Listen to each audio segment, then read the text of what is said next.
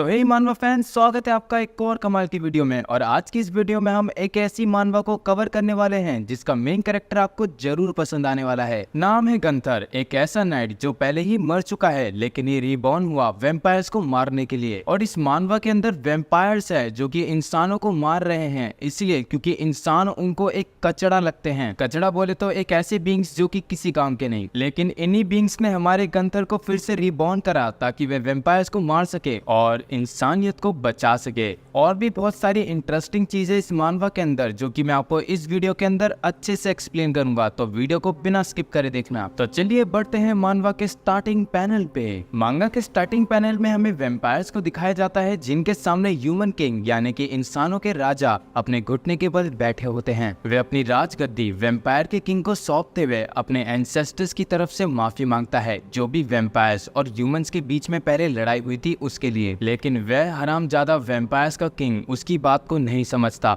और उसकी गर्दन को काट देता है और अपने सभी साथी वैम्पायर्स को ऑर्डर देता है जितने भी इस धरती पर इंसान है उन सभी को मार डाले। और उस दिन के बाद से वैम्पायर्स का एरा शुरू हो गया। सभी के सभी वैम्पायर्स ने अपने किंग के ऑर्डर को मानते हुए इंसानों को मारना शुरू कर दिया। और एक दिन सिर्फ 2 वैम्पायर्स ने पूरे इंसानों के ग्रुप को खत्म कर दिया था और उनके सामने कुछ बच्चे और 4 नाइट्स खड़े थे। तभी उन इंसानों के बीच में एक बच्ची उन दोनों वैम्पायर से कहती है, तुम वैम्पायर्स का वजूद ज्यादा समय तक नहीं बचने वाला। और ये बात मुझे गॉड ने सपने में आकर कही थी, क्योंकि गॉड जल्दी ही एक हीरो को इस धरती पर भेजने वाले हैं इंसानों को बचाने के लिए। उस लड़के की बात सुनकर उन दोनों वैम्पायर्स में से एक उसी के लिए प्रे करके उसको मारने के लिए बढ़ता है और सिर्फ वह अकेला वैम्पायर वहाँ पे मौजूद 4 नाइट्स को अकेले ही मार देता है। और अब बारी थी उस लड़की की जिसने गॉड की बात पर यकीन किया था और अब वक्त है उसको हमेशा के लिए सुला देने का। तभी उसका साथी उसको आवाज देता है और जब वे दोनों अपने पीछे देखते हैं तो एक नाइट उन दोनों वैम्पायर्स की तरफ ही पड़ रहा है। लेकिन एक चीज की गड़बड़ है, उन वैम्पायर्स को उस नाइट में से ह्यूमन बीइंग की स्मेल नहीं आ रही। देखने से ऐसा लगता है कि ये नाइट कॉप्स हो। फिर वह नाइट उन दोनों वैम्पायर्स की तरफ भागते हुए उन दोनों की तरफ बढ़ने लगता है। ये देख के उन दोनों वैम्पायर्स में से एक कहता है, अरे वाह, इसकी इतनी हिम्मत कैसे हुई, ये बिना डरे हम वैम्पायर्स के सामने आ रहा है। फिर वह नाइट काफी तेजी के साथ उस वैम्पायर के फेस पर पंच मारकर उसको जमीन पर पटक देता है, साथ ही में उसकी दिल को डिस्ट्रॉय कर उसके काम को भी तमाम कर देता है। अब बारी है उस दूसरे वैम्पायर की और वो वैम्पायर काफी स्पीड के साथ उस नाइट की तरफ बढ़कर अपनी स्वॉर्ड को उसकी दिल में स्टैब करता है। लेकिन उस नाइट को कुछ भी असर नहीं होता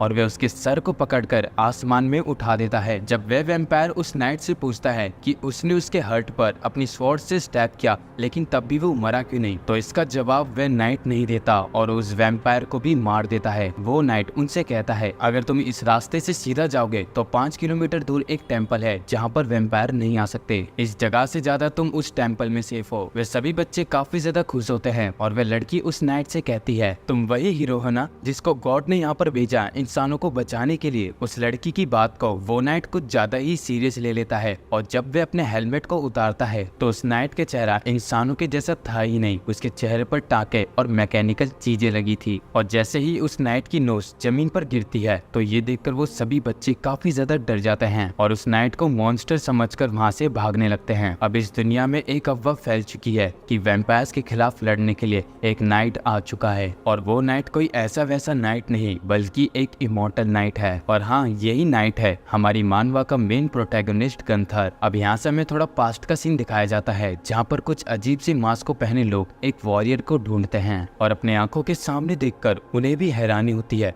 एक वॉरियर मरने के बावजूद अपने पैरों पे खड़ा है और इस वॉरियर का नाम है गंथर। गंथर 228 फाइट्स में लड़ा और उनमें जीता भी बिना हारे। उनमें से एक अपना मास्क उतारकर गंथर को ग्लैडिएटर कहते हुए ह्यूमैनिटी की आखिरी होप कहते हैं। और हाँ, हमारे गंथर की लेफ्ट आई में डैमेज है बिल्कुल गट्स की तरह। उसके बाद गंथर देखता है कि उसने कई सारे लोगों को मार रखा है और वह उनके ऊपर भी चढ़ा है। तभी उसको एक आवाज आती है, तुमने काफी अच्छा काम किया गंथर, तुम सबसे पहले इस प्रोजेक्ट के सर्वाइवर बने हो। गंथर की आंख खोलने पर वह देखता है वहाँ पर वो सभी लोग काफी ज्यादा खुश थे उसके उठने पे। गंथर उनसे पूछता है, आखिर मैं जिंदा कैसे हूँ, मैं तो मर गया था और तुम लोग मुझे देखकर इतने खुश क्यों हो। उन लोगों में से एक एरिन गंथर को बताती है कि उसको रिबॉर्न स्पॉन करा गया है ह्यूमैनिटी को बचाने के लिए। राइनो नाम का एक बंदा वहाँ पर मिरर को मंगाता है और जब गंथर खुद को देखता है तो उसके हाथ पैर नहीं होते और उसकी पूरी बॉडी मैकेनिक से बनी है। As a gladiator rhino Gunther को बताता है कि उसके सर में एक स्पेशल डिवाइस लगाया गया है जिसको लाइफ मेंटेनिंग डिवाइस कहा जाता है। इस डिवाइस को सिर्फ एक बार ही बनाया जा सकता है एक इंसान की मदद से, और जब तक ये डिवाइस गंथर के सर में सुरक्षित है गंथर कभी भी नहीं मर सकता, भले ही उसकी बची कुची बॉडी जल के न जाए या फिर कट जाए। एरिन वहाँ पर गंथर की मॉडिफाइड बॉडी को लाती है जो कि स्पेशल आर्टिफिशियल मसल्स है। इन मसल्स को कम मत समझना, एक नॉर्मल ह्यूमन के कंपैरिजन में ये मसल्स 10 गुना पावर जनरेट कर सकते हैं। और इन सभी फिजिकल एबिलिटी के साथ गंथर एकदम परफेक्ट है वैम्पायर्स के खिलाफ लड़ाई करने के लिए। इसके अलावा तुम ही वो हीरो बनोगे जो कि इंसानियत को वैम्पायर्स के आतंक से बचाएगा, इसलिए इंसानियत को बचाने के लिए मना मत करना गंथर। इसके लिए गंथर एक स्पेशल कंडीशन रखता है और कंडीशन बताने के लिए वह राइनो को अपने पास आने के लिए कहता है। जब राइनो गंथर की कंडीशन सुनने के लिए उसके पास जाता है तो गंथर अपनी थाई से उसके सर को पकड़ लेता है और चिल्लाते हुए उन सभी से कहता है, बेवकूफ बस्टर्स, मेरी सिर्फ एक ही स्पेशल कंडीशन है कि तुम लोग मुझे अभी के अभी आजाद करो। वैसे तुम्हें पता है आखिर में कैसे एक वॉरियर बना? इसके पीछे की कहानी है, मैं बिना डरे लोगों को मार देता था। वैम्पायर्स काफी गंदे होते हैं लेकिन ह्यूमंस उनसे अलग नहीं, वो भी सेल्फिश और नैरो माइंडेड होते हैं। तो मैं तो बिल्कुल भी इंसानियत को नहीं बचाने वाला, इससे अच्छा तो मैं अपनी न्यू लाइफ पर फोकस करूंगा। और अगर तुमने मुझे आजाद नहीं किया तो मैं इस गंजे का सर यहीं पर कुचल दूंगा। जाओ मेरे हाथ और पैरों को वापस लाओ। गंथर की बात सुनने के बाद एरिन अपनी घड़ी देखती है और जब गंथर उससे कहता है ये घड़ी देखने का समय नहीं है तो एरिन बताती है, गंथर तुम्हारे पास सिर्फ 4 ही सेकंड बचे हैं। और एरिन के एक गिनते ही गंथर को एक ताकतवर झटका महसूस होता है और इस झटके की वजह से राइनो गंथर की पकड़ से छूट जाता है और गंथर वहीं पर बेहोश हो जाता है। फिर दोबारा गंथर की आंखें खुलती है और जब वे अपने सामने देखता है तो राइनो उसी को देख रहा है। गंथर राइनो से पूछता है आखिर अभी उसके साथ क्या हुआ था, ये झटका क्या था? तो राइनो बताता है इस दुनिया में एनिमल्स और मशीन इन सभी चीजों को हिलने के लिए पावर की जरूरत होती है और तुम्हारे केस में भी कुछ ऐसा ही है, लेकिन जो पावर तुम्हारी बॉडी को मूव करने के लिए चाहिए होती है वो है लिविंग ह्यूमन की एक लाइफ फोर्स। और गंथर देखता है उसके सर के पीछे वाला लाइफ मेंटेनिंग डिवाइस एरिन के साथ कनेक्ट है किसी वायर के थ्रू। फिर एरिन गंथर को बताती है जब ये डिवाइस हम दोनों की आपस की बॉडी में कनेक्ट होता है तो तुम्हें इतनी लाइफ फोर्स मिल जाती है जितना तुम अपनी बॉडी को मूव कर सकते हो, लेकिन जैसे ही ये कनेक्शन कट ऑफ होता है तो तुम्हारी टाइम लिमिट शुरू हो जाती है और वो तुम्हारी टाइम लिमिट है 2 घंटे। ये सुनकर गंथर चिल्ला पड़ता है, क्या कहा तुमने, सिर्फ 2 घंटे? 2 घंटे में मैं क्या अपनी पूरी जिंदगी जी लूंगा? राइनो गंथर को बताता है हम एक ऐसे प्रोजेक्ट पर काम कर रहे थे जो कि ह्यूमैनिटी को बचा कर रख सके। इसके लिए हमने ट्रांसप्लेट डिवाइस को उन इंसान की बॉडी पे इंजेक्ट किया जिनके पास लाइफ फोर्स प्रोवाइड करने की पावर हो। हमने 100 लोगों के अंदर इस डिवाइस को इंजेक्ट किया लेकिन उनमें से सिर्फ 1 ही सक्सेसफुल हो पाया और वो है एरिन। तो इसका मतलब ये हुआ कि तुम बिल्कुल सही सोच रहे हो, तुम्हें जिंदा रहने के लिए एरिन की लाइफ फोर्स की जरूरत है। जैसा तुमने कहा तुम लड़ाई सिर्फ अपनी लाइफ के लिए करोगे, इंसानों के लिए नहीं। एरिन के बिना तुम सिर्फ 2 ही घंटे जी सकते हो, तुम्हारे पास सिर्फ 2 ही चॉइसेस है। पहला, अपने 2 घंटे हमसे लड़ाई कर कर खराब करो और दूसरा हमारे साथ मिलकर ह्यूमैनिटी को बचाओ और एरिन को भी, क्योंकि एरिन के बिना तुम सिर्फ 2 ही घंटे सर्वाइव कर पाओगे। और उस कमरे के अंदर एक वॉलंटियर भागते हुए आकर राइनो को बताता है, जनरल राइनो एक प्रॉब्लम है, यहाँ पर वैम्पायर। क्या हमारा स्वागत नहीं करोगे? हमें यहाँ पर मिस्टर बैंगल ने भेजा है। उन्होंने कहा हम सभी खूबसूरत आदमी और औरत को पकड़कर उनके पास ले जाएं। और देखने से लगता है यहाँ पर कई सारे वैल्यूएबल इंसान हैं जो कि हमारे भी काम आ सकते हैं। उन वैम्पायर्स को देखकर राइनो डर जाता है और गंथर राइनो को जल्दी से उसके हाथ और पैरों को कनेक्ट करने के लिए बोलता है। इस काम में थोड़ा समय लगेगा, इसलिए राइनो अपने साथियों को उन वैम्पायर से फाइट करने के लिए बोलता है, लेकिन वो लोग राइनो की बात नहीं मानते। उल्टा वे राइनो को उन वैम्पायर से लड़ने के लिए बोलते हैं। गंथर के हाथ पैर तो वो भी कनेक्ट कर सकते हैं। राइनो गुस्से में उन्हें याद दिलाता है कि वह इस ऑर्गेनाइजेशन का कैप्टन है, अगर वो मर गया तो उनका वजूद कुछ नहीं रहेगा। उनकी इस बहस को एरिन सुन लेती है और वे क्रॉसबो उठाकर खुद ही उन वैम्पायर से लड़ने के लिए चली जाती है। एरिन को जाते देख गंथर एरिन को रोकने की कोशिश करता है, लेकिन एरिन उन वैम्पायर्स के सामने आ जाती है और जब वे दोनों वैम्पायर देखते हैं कि एरिन अकेले उनसे फाइट करने के लिए आई है बिना डरे, तो उनमें से एक कहता है, हाँ, काफी हिम्मत है तुम में, लेकिन हम वैम्पायर्स तुम इंसानों से कई ज्यादा ताकतवर हैं। तभी एरिन उस वैम्पायर के ऊपर क्रॉसबो से शूट कर देती है, लेकिन वो वैम्पायर एरिन के एरो को पकड़कर उसको तोड़ देता है और उसकी तरफ तेजी से बढ़ने लगता है। एरिन भी उसके ऊपर निशाना साधकर उसके ऊपर शूट करने की कोशिश करती है, लेकिन वह वैम्पायर उसके सभी शूट से बचते हुए उसको आखिरकार पकड़ लेता है। अरे देखो तो, इसका चेहरा काफी ज्यादा खूबसूरत है। मुझे उम्मीद है मिस्टर बैंगल इसके चेहरे को जरूर पसंद करेंगे। हाँ, ये खूबसूरत है, चलो चलो ये मुझे दे दो। अरे पागल हो गए हो, तुम्हें सच में लगता है मैं इतना खूबसूरत चेहरा तुम्हें दूंगा? ये कैसी बात हुई? लास्ट टाइम तुमने 2 लोगों को मारा था, अब ये मेरी है। फिर वे दोनों वैम्पायर्स एरिन के लिए आपस में लड़ने लगते हैं और सही समय पर वहाँ पे गंथर आकर उन वैम्पायर्स के मुंह पे लात मार के उनको दूर फेंक देता है। उसके बाद वे एरिन के चेहरे को पकड़कर उसको अपना ध्यान रखने के लिए कहता है, क्योंकि गंथर की जिंदगी इस समय एरिन है। तेरी ऐसी की तैसी भोसड़ी के, तेरी इतनी हिम्मत कैसे हुई हमें लात मारने की? ये क्या, मैंने इनके सर को कुचल दिया था, लेकिन ये मरे क्यों नहीं? इसलिए क्योंकि ये रीजनरेट कर गए। अगर तुम वैम्पायर्स के दिल पे हमला करोगे तो वो लोग रीजनरेट नहीं कर पाएंगे। तभी इनमें से एक वैम्पायर तेजी से गंथर की तरफ बढ़ता है और गंथर एरिन को राइनो के पास फेंक कर उसके हमले को सहन कर लेता है। लेकिन ये चीज देखकर उस वैम्पायर को भी हैरानी होती है। उसने गंथर के दिल पर हमला करा, लेकिन तब भी उसका खून नहीं निकला और ना ही वो मरा। तभी गंथर उसके थोपड़े पे पंच मारकर उसको हवा में चक्री बना देता है और दूसरा वाला वैम्पायर तेजी से एरिन की तरफ बढ़कर उसको मारने वाला था, लेकिन सही समय पर गंथर उस वैम्पायर को भी धूल चटा देता है। ये देखकर राइनो भी गंथर से इम्प्रेस है। गंथर फर्स्ट टाइम इस बॉडी को यूज कर रहा है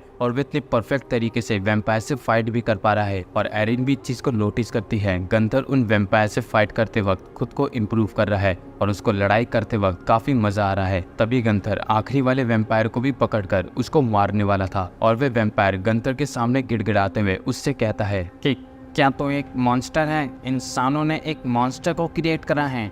इंटरेस्टिंग। अगर तुम्हारे आखिरी शब्द यही थे तो चलो अलविदा मेरे दोस्त। रुको रुको, एक मिनट रुको, मेरे पास तुम्हारे लिए एक ऑफर है, तुम्हें इसको जरूर सुनना चाहिए। हमारे लॉर्ड बंजल नेम वो हमसे ज्यादा दूर नहीं है। हम उनको सेंस कर पा सकते हैं क्योंकि हमारा ब्लड उनके साथ कनेक्ट है। ब्लड रिलेटेड होने के साथ साथ अगर तुमने हमें मारा तो हमारे लॉर्ड बंजल नेम यहाँ पर आ जाएंगे कुछ ही घंटे में तुम्हें मारने के लिए। बंजल नेम तुम्हारा बदला लेने के लिए यहाँ पर क्यों आएगा? अरे इसलिए क्योंकि बंजल नेम हमसे प्यार करते हैं और अगर तुम उस लड़की को हमें सौंप दो तो हम तुम्हारी जान को बख्श देंगे। ऑफर तो अच्छा है तुम्हारा, लेकिन मुझे मंजूर नहीं है। ये ले तेरी। उसके बाद गंथर दूसरे वाले वैम्पायर को भी मार देता है और एरिन से बंजल नेम के बारे में पूछता है, आखिर कौन है ये बंदा? एरिन बताती है बंजल एक हाई रैंक वैम्पायर है। इस धरती पर 3 तरह के वैम्पायर्स एग्जिस्ट करते हैं। पहला प्योर ब्लड वैम्पायर जो कि पूरी तरीके से वैम्पायर हैं। दूसरे में आते हैं हाई रैंक वैम्पायर्स जो कि प्योर ब्लड वैम्पायर्स के खून से बनते हैं। तीसरे और आखिरी वैम्पायर है लो रैंक वैम्पायर। उनके हेयर हमेशा ब्लैक ही होते हैं। वैसे जो हाई रैंक वैम्पायर है उनकी संख्या काफी कम होती है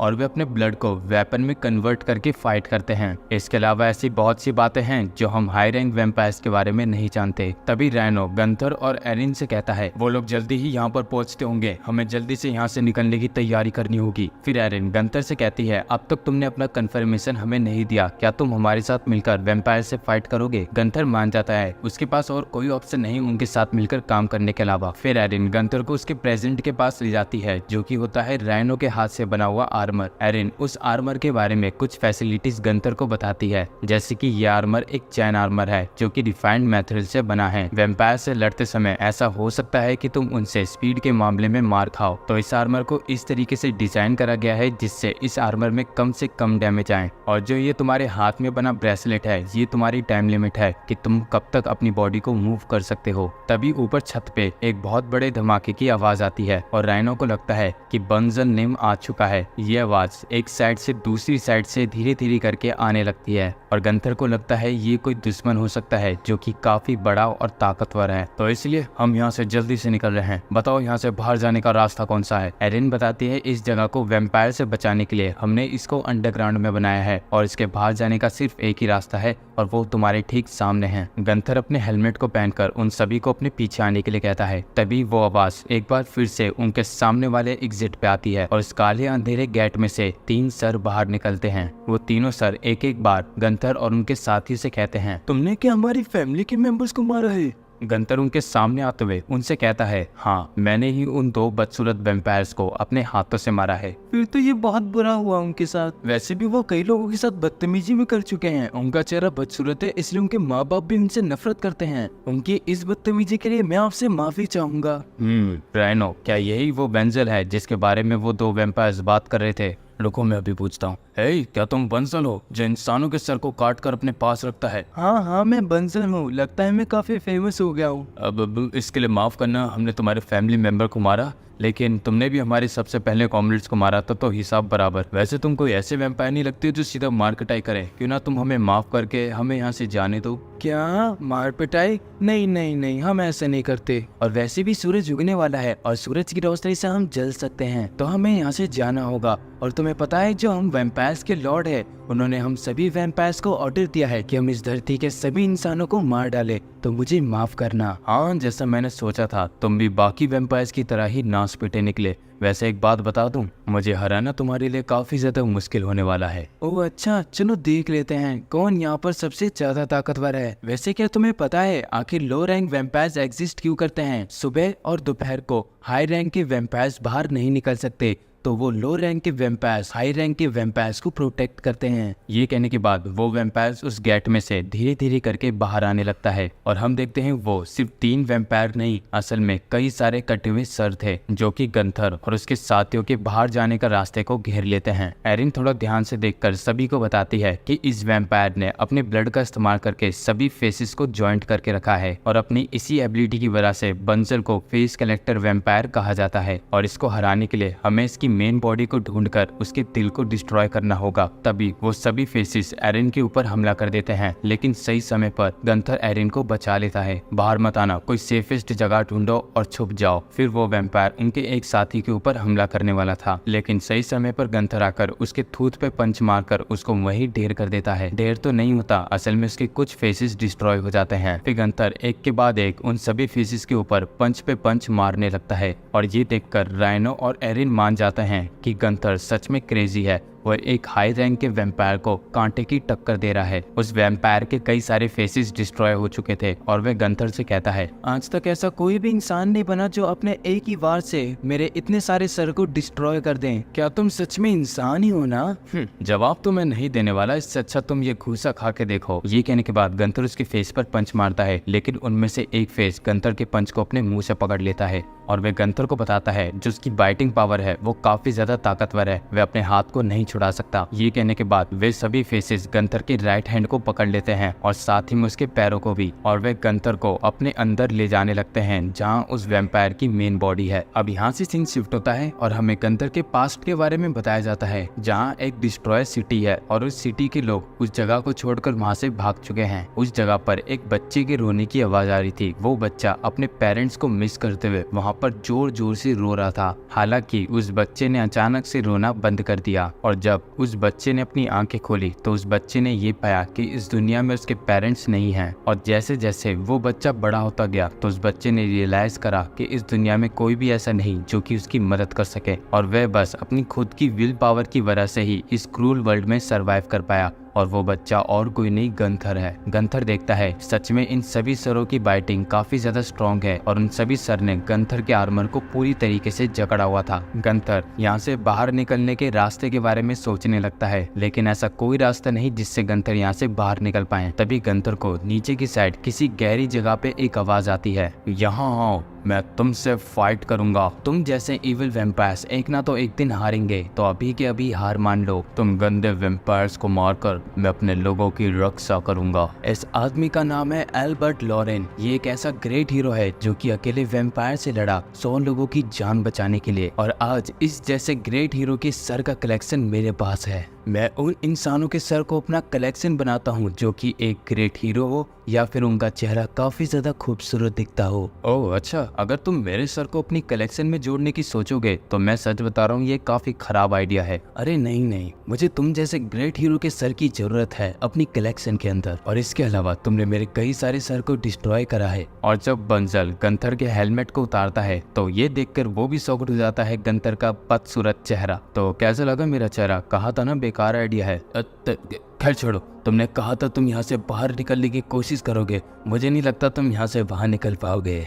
वैसे बंसल एक बात बताऊं, तुम ही यहाँ पर अकेले नहीं हो जिसके पास मजबूत दांत है। और ये कहने के बाद ही गंतर बंजल के सभी सर को अपने दांतों से चबाने लगता है। ये देखकर बंजल भी हंसता है। सच में वो बाइटिंग का जवाब बाइटिंग से दे रहा है, लेकिन तब भी वो इस जगह से बाहर कभी नहीं निकल सकता। और गंथर उन सभी सर को ऐसे ही चबाते हुए उनसे लड़ते हुए अपने लेफ्ट हैंड को छुड़ा लेता है और उसके बाद वे मुक्कों की बारिश करते हुए अपनी पूरी बॉडी को छुड़ाने की कोशिश करता है। बंजल भी ये देखकर खुद को फिर से उन सभी सर में ढक लेता है। वहीं बाहर राइनो काफी ज्यादा डिसअपॉइंटेड था गंथर से। उसने अपनी इतनी मेहनत लगाकर आखिरकार कॉप्स नाइट को बनाया और वो उसके सामने इतनी जल्दी हार गया। तभी एरिन राइनो को अपने सामने दिखाती है। उनमें से कुछ सर टूटकर नीचे गिर रहे हैं और उन सभी सर को फाड़कर गंथर वहां से बाहर आता है। ये देखकर राइनो भी कहता है, गंथर मेरे दोस्त, मुझे तेरे पे पूरा भरोसा था कि तू जीत के रहेगा। अबे चल झूठे। हाँ तो फिर गंथर फाइनली नीचे आ जाता है और अपने हाथों की मदद से चलते हुए राइन और एरिन के पास आ जाता है। राइनो गंथर से पूछता है आखिर उसके पैर कहाँ हैं। गंथर बताता है वो तो अंदर ही रह गए, इसके अलावा इससे जीतने का कोई चांस नहीं, हमें यहाँ से भागना होगा। और वह एरिन को अपनी पीठ में बिठाकर कहता है जब तक सूरज नहीं निकल जाता तब तक मैं बंजल के सभी हमलों से बचते हुए एरिन को सूरज के पास ले जा रहा हूँ। उसके बाद वे सभी सर गंथर के ऊपर हमला कर देते हैं, लेकिन गंथर खुद को और एरिन को बचाकर वहाँ से भागने लगता है। और फिर बंजल के उन सभी सर में से एक की नजर एरिन के चेहरे पे जाती है और एरिन का खूबसूरत चेहरा बंजल को पसंद आता है और वह उसको अपनी कलेक्शन में जोड़ना चाहता है। और फिर गंथर भागते हुए एरिन को अपने साथ एक दीवार के पीछे ले आता है। एरिन बताती है सूरज निकलने में 15 मिनट बाकी है। तभी उन दोनों को राइनो के चिल्लाने की आवाज आती है, तुम लोग मुझे यहाँ कहाँ छोड़ के चले गए? गंथर, भूल गए मैंने ही तुम्हें बनाया था, मुझे भी बचाओ। इस पप्पू को वहीं पे रहने देते हैं। वैसे भी इंसानियत को बचाने के लिए बलिदान की जरूरत तो होती ही है। और तभी ही एरिन उस जगह से बाहर निकलकर बंजल को आवाज लगाती है कि वे यहाँ पर है, अगर दम है तो वो उसको पकड़े। एरिन को देखकर बंजल उसको पकड़ने के लिए बढ़ता है, लेकिन ठीक समय पे गंथर एरिन को बचा लेता है और गुस्से में एरिन से कहता है, अरे पागल हो गई हो क्या? तुम उस पप्पू को बचाने के लिए अपनी जान को खतरे में क्यों डाल रही हो? अब लगता है हमें ऐसे ही इससे बचकर भागना पड़ेगा। और आखिरकार गंथर एंट्रेंस के गेट की तरफ बढ़ देता है और उसके पीछे बंजल के सभी सर आ रहे थे एरिन को पकड़ने के लिए। गंथर जैसे तैसे खुद को और एरिन को बचाते हुए छत की तरफ बढ़ रहा था और तभी ही ऊपर उनको रोशनी दिखाई देती है और गंथर खुद को और एरिन को बचा ही लेता। अचानक से बंजल का एक सर गंथर के हाथ को पकड़ लेता है, लेकिन गंथर अपने हाथ को वहीं तोड़कर फिर बंजल से बचते हुए ऊपर की तरफ जा रहा था। और आखिरकार वे छत तक पहुंच जाते हैं जहां पर सूरज धीरे धीरे कर निकल रहा है। लेकिन गंथर देखता है बंजल ने उसके हाथ से एरिन को छीन लिया है और वह एरिन को अपने साथ वापस नीचे ले जाता है और गंथर भी चिल्लाते हुए एरिन का नाम लेता है। अब हम देखते हैं बंजल का एक सर सूरज की रोशनी में जल चुका है और बंजल एरिन को अपने बेस पे ले आता है जहाँ पे उसके साथ लो रैंक के वेम्पायर्स हैं। बंजल उनको गंथर के बारे में बताता है जिसने उनके फैमिली मेंबर्स को मारा है और वह गंथर से बदला लेकर नहीं आया। इसके अलावा वह अपने साथी वेम्पायर्स की जान फिर से जाने नहीं देगा। वह और ताकतवर बनेगा क्योंकि अगली बार जब वे गंथर से मिलेगा तो वे उसको एक ही झटके में मार सके। अपनी ताकत और बढ़ाने के लिए वे उन वैम्पायर्स से इंसानों की सर मांगता है और वे वैम्पायर्स वहां पर इकट्ठा करे गए इंसानों में से 7 इंसानों को बाहर आने के लिए कहता है और वे सभी डरे हुए लोग बंजल के सर का हिस्सा नहीं बनना चाहते थे। बंजल एरिन को नीचे उतारकर उससे कहता है, मैं जल्दी ही तुम्हें अपने सर का हिस्सा बना लूंगा, तो सिर्फ मेरी नजरों में रहना। अब यहाँ से सीन शिफ्ट होता है और हम गंथर को देखते हैं जो कि राइनो पे चिल्ला रहा है क्योंकि वह अपना काम फुर्ती से नहीं कर रहा है और इसके अलावा उसके पास इतना समय भी नहीं। बिना एरिन के उसकी पावर जल्दी ही खत्म हो जाएगी। इसके अलावा गंथर राइनो से ये भी पूछता है क्या वह एरिन की जैसी एक और ह्यूमन बैटरी नहीं बना सकता जिससे वह अपनी पावर को चार्ज कर पाए। राइनो बताता है कि ये काम इतना आसान भी नहीं। जो डिवाइस तुम्हारे सर में फिट करा गया है उस डिवाइस से किसी मरे हुए इंसान के अंदर पावर आती है अपनी बॉडी को मूव करने की। और अगर तुम सोचते हो कि इससे तुम्हारी लाइफ बढ़ेगी तो ऐसा बिल्कुल नहीं है क्योंकि मरा हुआ वापस कभी जिंदा नहीं होता और हम बहुत मुश्किल से ही तुम्हें वापस जिंदा कर पाए हैं और एरिन की पावर सिर्फ तुम्हारी बॉडी को मूव करने के लिए है। इसके अलावा अगर गंथर 2 घंटे के बाद बेहोश हो जाता है और 3 दिन के अंदर उसकी बॉडी के अंदर पावर नहीं गई तो गंथर को वापस जिंदा नहीं करा जा सकेगा। और इतने खतरनाक जगह पे गंथर को क्रिएट करने का रीजन सिर्फ यही है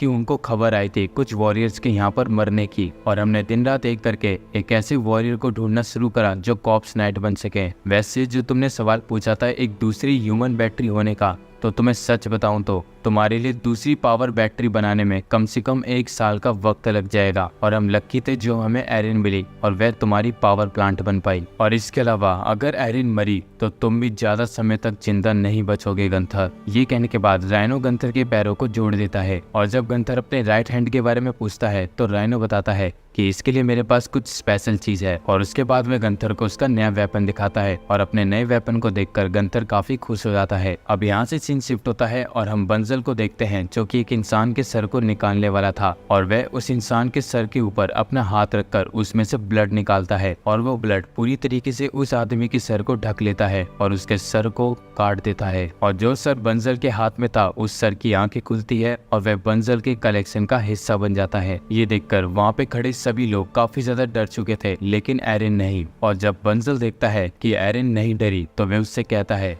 बहुत बढ़िया, ये आंखें तुम्हारी काफी अच्छी है, अब तुम मेरी अगली कलेक्शन हो। और जब मैं तुम्हारे फेस को अपनी कलेक्शन का हिस्सा बना लूंगा तो वो फेस मेरे लिए एक ट्रॉफी जैसी होगी। और जब बंजल अपने हाथ से ब्लड निकालकर एरिन की फेस को निकालने वाला था, तभी वहाँ एक इंसान बंजल के ऊपर हमला करने के लिए बढ़ता है। इससे पहले वो हथियार बंजल को लगता, बंजल के सभी सर उसको बचा लेते हैं। उसके बाद उस इंसान की हालत आप इस पैनल में देख ही सकते हो। बंजल की सभी सर उस इंसान की पूरी बॉडी को कवर कर लेते हैं। और आपको तो पता ही होगा कि बंजल की बाइटिंग पावर काफी ज्यादा ताकतवर है। तभी वो इंसान बंजल से कहता है, भले ही मैं हार गया, लेकिन एक इंसान जरूर आएगा जो कि तुम्हें मारेगा और ये ह्यूमैनिटी बच जाएगी तुम जैसे वैम्पायर से। तभी बंजल उससे कहता है, मुझे काफी खुशी मिलती है जब मैं तुम जैसे हीरोज से मिलता हूँ। मैं तुम जैसे हीरोज की हालत देखकर तुम्हारी मदद तो नहीं कर सकता, लेकिन हंस जरूर सकता हूँ। उसके बाद बंजल उसको अपनी पास्ट स्टोरी के बारे में बताता है कि तुम्हें क्या लगता है मेरे ये हाथ आखिर जले हुए क्यों हैं? मेरे ये हाथ इसलिए जले हुए हैं क्योंकि मैंने इंसानों की जान बचाई थी। जब मेरे विलेज में आग लगी थी तो मैं आग की लपटों में कूद कर एक एक करके सभी इंसानों को वहाँ से छुड़ाया था। और तुम्हें क्या लगता है ये सब करने के बाद मुझे क्या मिला होगा? एक हीरो का टाइटल या फिर रिस्पेक्ट? इनमें से कुछ नहीं, मिली तो सिर्फ नफरत। उसके बाद बंजल अपना रियल फेस उस पर्सन को दिखाता है जो कि आधा जला हुआ है। तुम भी डर रहे हो ना मेरे फेस से?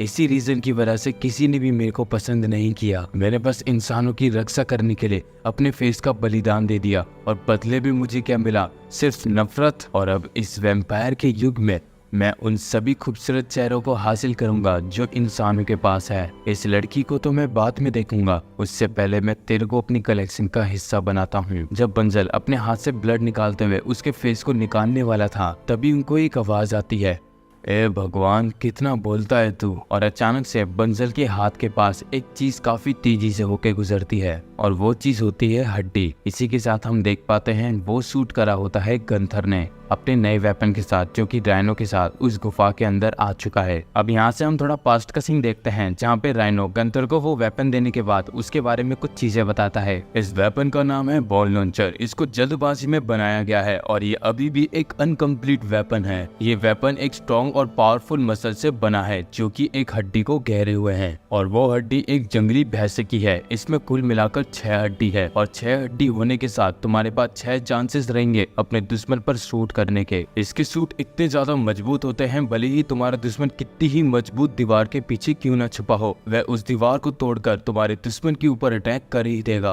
और हाँ, इस वेपन की डिसएडवांटेज ये हैं, 6 बार इस्तेमाल करने के बाद ये वेपन यूजलेस बन जाएगा। तो तुम्हारे कहने का मतलब ये है कि मुझे अपना एक भी टारगेट मिस नहीं करना है? हाँ बिल्कुल, इसके अलावा तुम्हें ही गंथर बंसल को मारना होगा और एरिन को बचाना होगा। अब हम प्रेजेंट में आते हैं, जहाँ पे गंथर ने अपने पहले सूट को मिस कर दिया है, और इससे भी बुरी चीज उसके पास सिर्फ 15 मिनट ही बचे हैं, उसके बाद उसका टाइम ओवर हो जाएगा। उसके बाद गंथर अपने एक और सूट को रेडी करता है और बंजल अपने सभी सर को अपने सामने लेकर खुद को प्रोटेक्ट करता है। लेकिन गंथर के उस सूट के सामने बंजल के वो सर किसी काम के नहीं होते, और ये बात बंजल को भी पता चल जाता है। वह अपने सभी साथी वैम्पायर्स को और इंसानों के कटे हुए सर लाने के लिए कहता है, पर उसके साथी वैम्पायर्स उसके साथ इस लड़ाई में उतरना चाहते हैं। बंजल इसके लिए मान जाता है और उनको गंथर के ऊपर हमला करने के लिए बोलता है। वो दोनों वैम्पायर्स काफी तेजी से गंथर की तरफ बढ़ रहे थे। गंथर उनमें से एक वैम्पायर के हमले से बच के उसके दिल के ऊपर हमला करता है, जिससे वो वैम्पायर वहीं पे मर जाता है। एकदम से एक वैम्पायर गंथर के पीछे आकर उसकी गर्दन पकड़ लेता है और उसके सर को पूरी ताकत से भींचने लगता है, लेकिन वो गंथर के सर को नहीं भींच पाता और गंथर उसके सर को पकड़कर उसके सर को वही खत्म कर देता है और उसकी बॉडी को बंजल के पास फेंक देता है। जब गंथर बंजल की तरफ बढ़ रहा था तो उसका पीछा करते हुए दो वैम्पायर्स और आते हैं। गंथर उन दोनों वैम्पायर्स को काफी आसानी से मार देता है। तभी गंथर का पैर एक वैम्पायर पकड़कर उससे कहता है, लॉर्ड बंजल के अलावा हमें किसी ने भी आज तक नहीं मारा है, लेकिन हम लॉर्ड बंजल की रक्षा करने के लिए अपने आप को बलिदान कर देंगे। गंथर का ध्यान उस वैम्पायर की बातों पे था। तभी एकदम से बंजल गंथर के सर को पकड़ लेता है और उससे कहता है, लास्ट टाइम तुमने ये कहा था ना कि तुम्हारे दांत काफी ज्यादा मजबूत है, चलो इस बार मैं अपने दांतों से तुम्हारे सर को कुचल देता हूँ। इसी के बहाने तुमने जितनी मेरी कलेक्शन को डिस्ट्रॉय करा है उसका भी हिसाब बराबर हो जाएगा। लेकिन ठीक समय पे गंथर बंजल के सर पर अपने सूट से हमला करके अपने आप को बचा लेता है और इसके बाद गंथर वर्सेस बंजल राउंड 2 फिर से शुरू हो जाता है। गंथर को भी बंजल के उन सभी सर से काफी ज्यादा परेशानी हो रही थी। आखिर बंजल का रियल फेस है कहाँ पे? तभी दूर से एरिन गंथर को चिल्लाते हुए कुछ बताने की कोशिश करती है, लेकिन वो सभी वैम्पायर्स एरिन को कर बाकी सभी इंसानों के साथ बिठा देते हैं। इससे एरिन कुछ नहीं बोल पाती। तभी गंथर को एक वैम्पायर का हमला आके लगता है और गंथर उस पर हमला करके उसको वहीं मार देता है। उसके बाद वह बंजल के हमले से भी बचता है। अब गंथर काफी ज्यादा स्ट्रगल कर रहा था। तभी दूर से एरिन गंथर को बता ही देती है, जो फेसेस बंजल की मूव करते हैं उसके आसपास ही बंजल की मेन बॉडी है। उसके बाद एक वैम्पायर एरिन का मुंह बंद करा देता है। ओए तू क्या कह रही, तुझे कुछ पता भी है? अगर लॉर्ड बंजल की तू फेवरेट नहीं होती तो वरना मैं तेरे को यही मार देता। और तभी अचानक से ही गंथर बंजल की मूव हुए फेसेस के ऊपर शूट करता है और अब वो बंजल की टेक्निक भी समझ चुका था। बंजल गंथर की इस कोशिश के लिए दाद देता है, लेकिन तभी उसकी नजर एक चीज पे जाती है। जिन जॉइंट्स के साथ वह अपने सभी सर को कंट्रोल करता था वो गंथर के सूट से कट चुकी है। बंजल की लोकेशन जानने के बाद गंथर उसके ऊपर एक कॉल शूट करता है और गंथर के इस सूट से बंजल की लेफ्ट बॉडी डिस्ट्रॉय हो जाती है। उसके बाद वहाँ के सभी वैम्पायर्स गंथर के ऊपर टूट पड़ते हैं। उन वैम्पायर्स के अंदर घिरे होने के बावजूद भी गंथर बंजल के ऊपर अपना आखिरी सूट मारता है और इस सूट को मिलाकर गंथर ने इस वेपन को 6th टाइम यूज कर लिया है। अब ये वेपन यूजलेस बन चुका है और गंथर का ये सूट बंजल के सर पे लगता है, ना कि उसके दिल पे। लेकिन बंजल खुद को तेजी से रिकवर कर रहा था। इस चीज को देखकर एरिन भी गंथर को बता देती है और गंथर एरिन से कहता है, इतना दूर आने के बाद मैं इतनी जल्दी तो हार नहीं मानने वाला। इसी के साथ हम गंथर के ब्रेसलेट में उसका टाइम भी देखते हैं, जो कि काफी ज्यादा कम हो चुका है। और फिर गंथर उन सभी वैम्पायर्स को दूर हटाकर बंजल की तरफ छलांग मारता है और बंजल के रिकवर होते होते गंथर उसकी तरफ अपना फाइनल पंच मार देता है। अब यहाँ से सीन शिफ्ट होता है बंजल की पास्ट स्टोरी पे, जहाँ पे बंजल अपने गाँव का एक गार्डियन था और ये बंजल की उसकी खुद की पसंद थी, ताकि वे लोगों की जान बचाएं और वे उसको एक हीरो कहें। लेकिन जब उसने लोगों की जान बचाई और अपने फेस को सेक्रीफाइस कर दिया तो एक हीरो बनने के बजाय वे गांव वालों के लिए एक मॉन्स्टर बन गया और गांव के लोग उसको पत्थर मारकर अपने गांव से भगाते थे। बंजल अपनी इस हालत के लिए अपने फादर को कोसता था, क्योंकि उसने एक हीरो बनने का फैसला अपने फादर को देख के चुना। पर वो हीरो तो नहीं बन सका, लेकिन समाज से उसको बाहर निकाल दिया गया। लेकिन बंजल एक शख्स से मिला जिसने उसकी पूरी जिंदगी बदल के रख दी और वो था एम्परर ऑफ वैम्पायर। वो बंजल की इस हालत को देखते हुए उसको अपनी टोली का एक हिस्सा बनाना चाहता है, ताकि बंजल उसके साथ मिलकर एक नया वर्ल्ड बनाने में मदद करे। बंजल को ये देखकर खुशी हुई, आखिरकार इस दुनिया में कोई तो है जो कि उसको देख के नहीं डरता। बंजल वैम्पायर के किंग से पूछता है, आखिर तुम किस तरीके के वर्ल्ड को बनाना चाहते हो? और जिस वर्ल्ड के बारे में वैम्पायर किंग बंजल को बताता है तो हमें उसके बारे में नहीं बताया जाता, यानी कि उस लाइन को ब्लर कर दिया गया है। और हाँ, बंजल वैम्पायर एम्परर के इस ऑफर को एक्सेप्ट कर लेता है वैम्पायर बनने का। अब हम वापस प्रेजेंट में आते हैं, जहाँ पे गंथर ने बंजल के दिल पर हमला करके उसको मार दिया है। मरते हुए बंजल गंथर से कहता है, चाहे तुम कितने भी इंसानों के लिए हीरो बन लो, कल को वो तुम्हें सिर्फ मॉन्स्टर कहेंगे, क्योंकि इस दुनिया में हीरो जैसी कोई चीज नहीं होती। ये कहने के बाद बंजल वहीं पे मर जाता है और उसके साथ के सभी लो रैंक वैम्पायर्स भी। बंजल के मरने पर गंथर का भी टाइम ओवर हो चुका था और वे वहीं पर गिरकर बेहोश हो जाता है। कुछ समय बाद गंथर की आंखें खुलती है और वे देखता है उसका डिवाइस एरन के साथ कनेक्टेड है। एरन और राइनो दोनों ही गंथर का शुक्रिया अदा करते हैं। वैसे इस चीज की उम्मीद उन्होंने भी नहीं करी थी कि गंथर इतनी जल्दी हाई रैंक वैम्पायर को मारेगा। और इसी के साथ जो खुशी की बात है, गंथर की वजह से वे कई सारे लोगों की जान बचा पाए। गंथर उनसे पूछता है, जब मैंने एक हाई रैंक वैम्पायर को मारा तो उसके खून से बने लो रैंक वैम्पायर्स भी मर गए, तो अगर हम सीधा प्योर ब्लड वैम्पायर को मारे तो इस दुनिया के सारे वैम्पायर्स अपने आप ही मर जाएंगे। एरन बताते हैं, हाँ तुम बिल्कुल ठीक कह रहे हो, वैम्पायर्स के एम्परर जुलियस को मारने से सभी वैम्पायर्स अपने आप मर जाएंगे। लेकिन जुलियस बहुत कम वक्त देखने को मिलता है। लास्ट टाइम उसको तब देखा गया था जब उसने हमारे एम्परर को मारा था। इसके अलावा उनको ये भी नहीं पता कि जुलियस आखिर कितना ताकतवर है। ये सुनने के बाद गंथर थोड़ा सोच में पड़ जाता है। वैम्पायर्स इंसानों के खून को पीकर जिंदा रहते हैं, लेकिन आखिर ऐसी क्या वजह हो गई जिससे सभी वैम्पायर्स ने इंसानों को मारने का डिसीजन लिया। राइनो को भी गंथर के इस सवाल के बारे में नहीं पता होता। एरन गंथर को बताती है, इस चीज के बारे में हम अपने हेडक्वार्टर में डिस्कस करेंगे। गंथर कहता है, हेडक्वार्टर? इसका मतलब जिस शहर में हम पहले थे वो तुम्हारा हेडक्वार्टर नहीं था? राइनो बताता है, नहीं, हमने तो वहाँ पर सिर्फ तुमको क्रिएट करा है। असल में हमारा हेडक्वार्टर कहीं और है जहाँ पर हम सभी इंसानों को सुरक्षित रखते हैं और देखने से लगता है कि हम लगभग पहुंच चुके हैं। फिर राइनो अपनी फिंगर पॉइंट करके गंथर को अपना हेडक्वार्टर दिखाता है और जब गंथर की नजर वहाँ के हेडक्वार्टर पे पड़ती है तो वे देखता है वहाँ पर आग लगी हुई है। ये देखकर राइनो और एरन भी शॉक्ड थे, आखिर यहाँ पर आग कैसे लगी? और गंथर सभी से कहता है, इस मानव में तो सच में इंसानों के कोड़े लगे हुए हैं।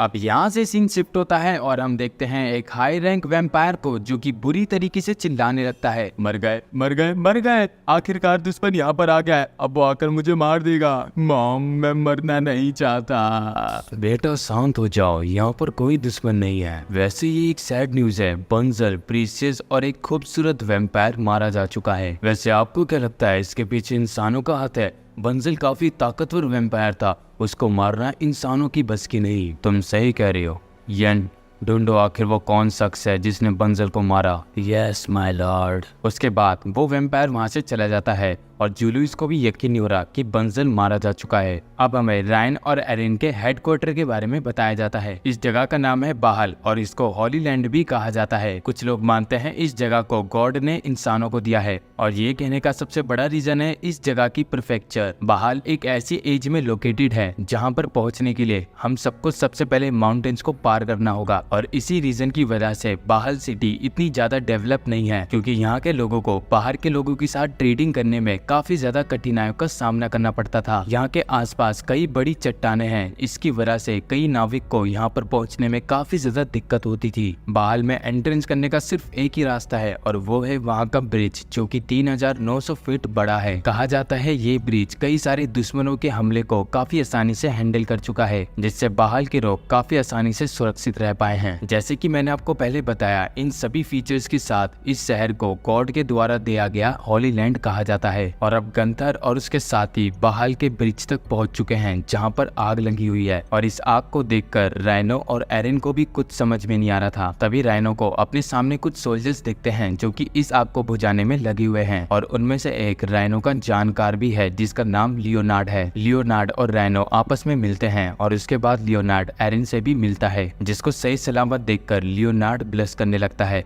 फिर उसकी नजर जाती है गंथर पे, जो कि उसी की तरफ देखकर उसको हेलो कहता है, लेकिन लियोनार्ड गंथर को देखकर अजीब सा मुंह बनाकर उसको इग्नोर कर देता है। राइनो गंथर को लियोनार्ड के बारे में बताता है कि इनका नाम है लियोनार्ड बाल्ब, ये बाहल के एक डिफेंस सोल्जर है। लियोनार्ड एरन और राइनो को थोड़ी देर आराम करने के लिए कहता है। इतना लंबा सफर तय करने के बाद वो काफी ज्यादा थक गए होंगे और साथ ही में गंथर को भी। जब वे लोग वहाँ के डिफेंस बेस में जाते हैं तो गंथर लियोनार्ड से पूछता है, मैंने सुना था ये एक हॉली लैंड है, आखिरकार यहाँ पे इतनी आग कैसे लग गई? हमने सबसे पहले अपनी डिफेंस आर्मी को ब्रिज के बाहर कर रखा था। जब वैम्पायर्स का हमला शुरू होने लगा तो हमने उनको वापस अंदर बुला लिया। बंजल के मरने के बावजूद वैम्पायर्स का हमला चालू है। क्या क्या बात कर रहे हो तुमने बंजल को हरा दिया? हाँ, मैंने उसको अपने हाथों से मारा। हे लियोनार्ड, क्या तुम्हें मुझसे कोई दिक्कत है? जब से तुम लोग हॉली लैंड से गए हो यहाँ पर हाई रैंक वैम्पायर्स का हमला शुरू हो गया, पर कुछ अजीब बात थी, वो वैम्पायर्स कुछ अजीब से दिख रहे थे। इसके साथ उन्होंने हमारे कई सोल्जर्स को मार गिराया। वो सबसे पहले किसी तरीके का शो करते थे, जैसे कि सर्कस। क्या कहा सर्कस? क्या तुम पागल हो गए हो? एक वैम्पायर भला सर्कस करते हुए इंसानों को क्यों मारेगा? ये सब छोड़ो, ये बताओ क्या वो लोग गेट तोड़कर अंदर तो नहीं आए? हाँ, वो आए थे। ये आग उन्हीं की वजह से लगी थी, लेकिन जब सूरज झुका तो वो लोग यहाँ से भाग गए। गंतर, हमें तुम्हारी एक मदद चाहिए। जब हम ब्रिज का काम खत्म कर देंगे तो तुम वहाँ पर गार्डियन बन के खड़े रहना। ओह हाँ, वैसे मैं आपसे कहना चाहता हूँ, मैं नहीं करने वाला। और वैसे भी तुम इंसान मेरी ढाल बनकर मेरे सामने खड़े रहना और मैं तुम्हारे पीछे छुपकर खुद को बचाऊंगा, क्योंकि मेरी जान सबसे ज्यादा इंपॉर्टेंट है तुम इंसानों से भी ज्यादा। ये सुनकर लियोनार्ड को काफी गुस्सा आ जाता है और वे गंथर से कहने लगता है, तुम वल्गर बस्टर्ड, तुम आखिर जानते भी हो तुम क्या कह रहे हो? हमने अपने साथियों के 100 से भी ज्यादा सेक्रीफाइस करके एक ह्यूमन बैटरी तैयार करी ताकि तुमको पावर मिल सके। इसके अलावा तुम्हें यह भी पता होगा कि हमने तुम्हारी बॉडी पार्ट्स को तैयार करने में कितना समय लगाया है। मेरे कई साथियों ने खुद को सेक्रीफाइस करके इस होली लैंड को बचा के रखा, और अब तुम जैसा बस्टर्ड ये कहता है कि तुम हमारा इस्तेमाल करोगे खुद की रक्षा करने के लिए। मुझे होना चाहिए था कॉर्प्स नाइट, ना कि इस वल्गर बस्टर्ड को। मैं कभी भी इस जैसे हरामजादे को एक्सेप्ट नहीं करूंगा और ना ही इसकी रिस्पेक्ट करूंगा। तुम्हारी बातें सुन के मुझे लगता है तुम काफी ऑनेस्ट कमांडर हो अपने साथियों के साथ, इसलिए मैं तुमसे कुछ कहना चाहता हूँ। भाड़ में जाओ बस्टर्ड कहीं के। तू साले कुत्ते के बच्चे, तू मुझसे नहीं बचेगा। ले हुक्का, अरे लग गई बाबा।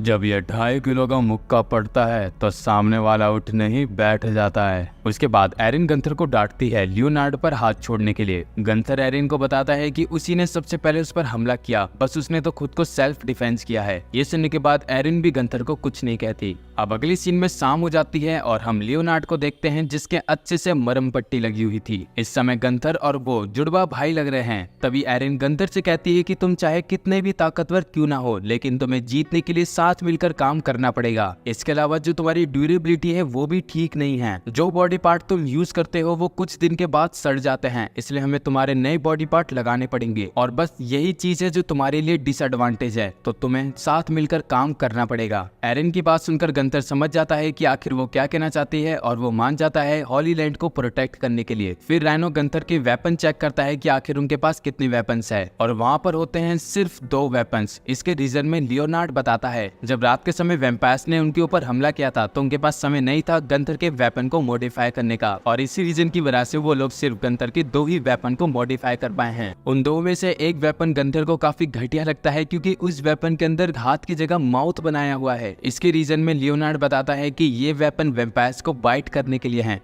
जो कि गंथर को सुनने में कुछ अच्छा नहीं लगता। लेकिन दूसरा वेपन होती है एक शील्ड जो कि स्क्वीज भी हो जाती है, और ये वेपन एकदम बढ़िया है गंथर के यूज करने के लिए। इस शील्ड के बारे में एरिन बताती है कि इस शील्ड का साइज गंथर चाहे तो इंक्रीज भी कर सकता है। यहाँ तक कि इस शील्ड की ड्यूरेबिलिटी भी काफी ज्यादा अच्छी है। इससे गंथर खुद को किसी आग वाले खतरे में भी बचा सकता है। गंथर एरिन से पूछता है क्या तुम बोन लॉन्चर जैसा वेपन नहीं बना सकते जिसको मैंने लास्ट टाइम यूज किया था। इसके जवाब में एरिन बताती है कि बोन लॉन्चर को हमें बनाने में कम से कम 1 साल लग गया था क्योंकि हमारे पास प्रॉपर मटेरियल नहीं थे। तभी लियोनार्ड गंथर को बताता है कि शाम हो चुके हैं, अब वैम्पायर्स आने वाले हैं तो तैयार हो जाओ। थोड़ी देर बाद गंथर भी अपने सूट वूट पहनकर तैयार हो जाता है और एरिन गंथर को बताती है जो लियोनार्ड ने बात बोली थी कि उसको कॉर्प्स नाइट होना चाहिए था, ऐसा पॉसिबल नहीं क्योंकि हमने 100 वॉरियर्स के ऊपर एक्सपेरिमेंट किया और उनमें से एक भी सक्सेसफुल नहीं हो पाया तुम्हारे सिवाय। फिर गंथर एरिन से पूछता है अगर तुम्हें पता था कि 100 ह्यूमंस के ऊपर एक्सपेरिमेंट कर लिया गया है ह्यूमन बैटरी बनाने का, लेकिन तब भी तुमने अपनी जान को खतरे में डालकर ये एक्सपेरिमेंट किया। इसके जवाब में एरिन बताती है क्योंकि ये एक ऐसी चीज थी जो कि वो करना चाहती थी। ये सुनने के बाद गंथर ज्यादा एरिन से नहीं पूछता और तैयार हो जाता है लड़ाई में कूदने के लिए। अब गंथर ब्रिज के बाहर आ जाता है और जैसे ही वे अपनी डिवाइस को हटाता है तो एरिन उससे कहती है गंथर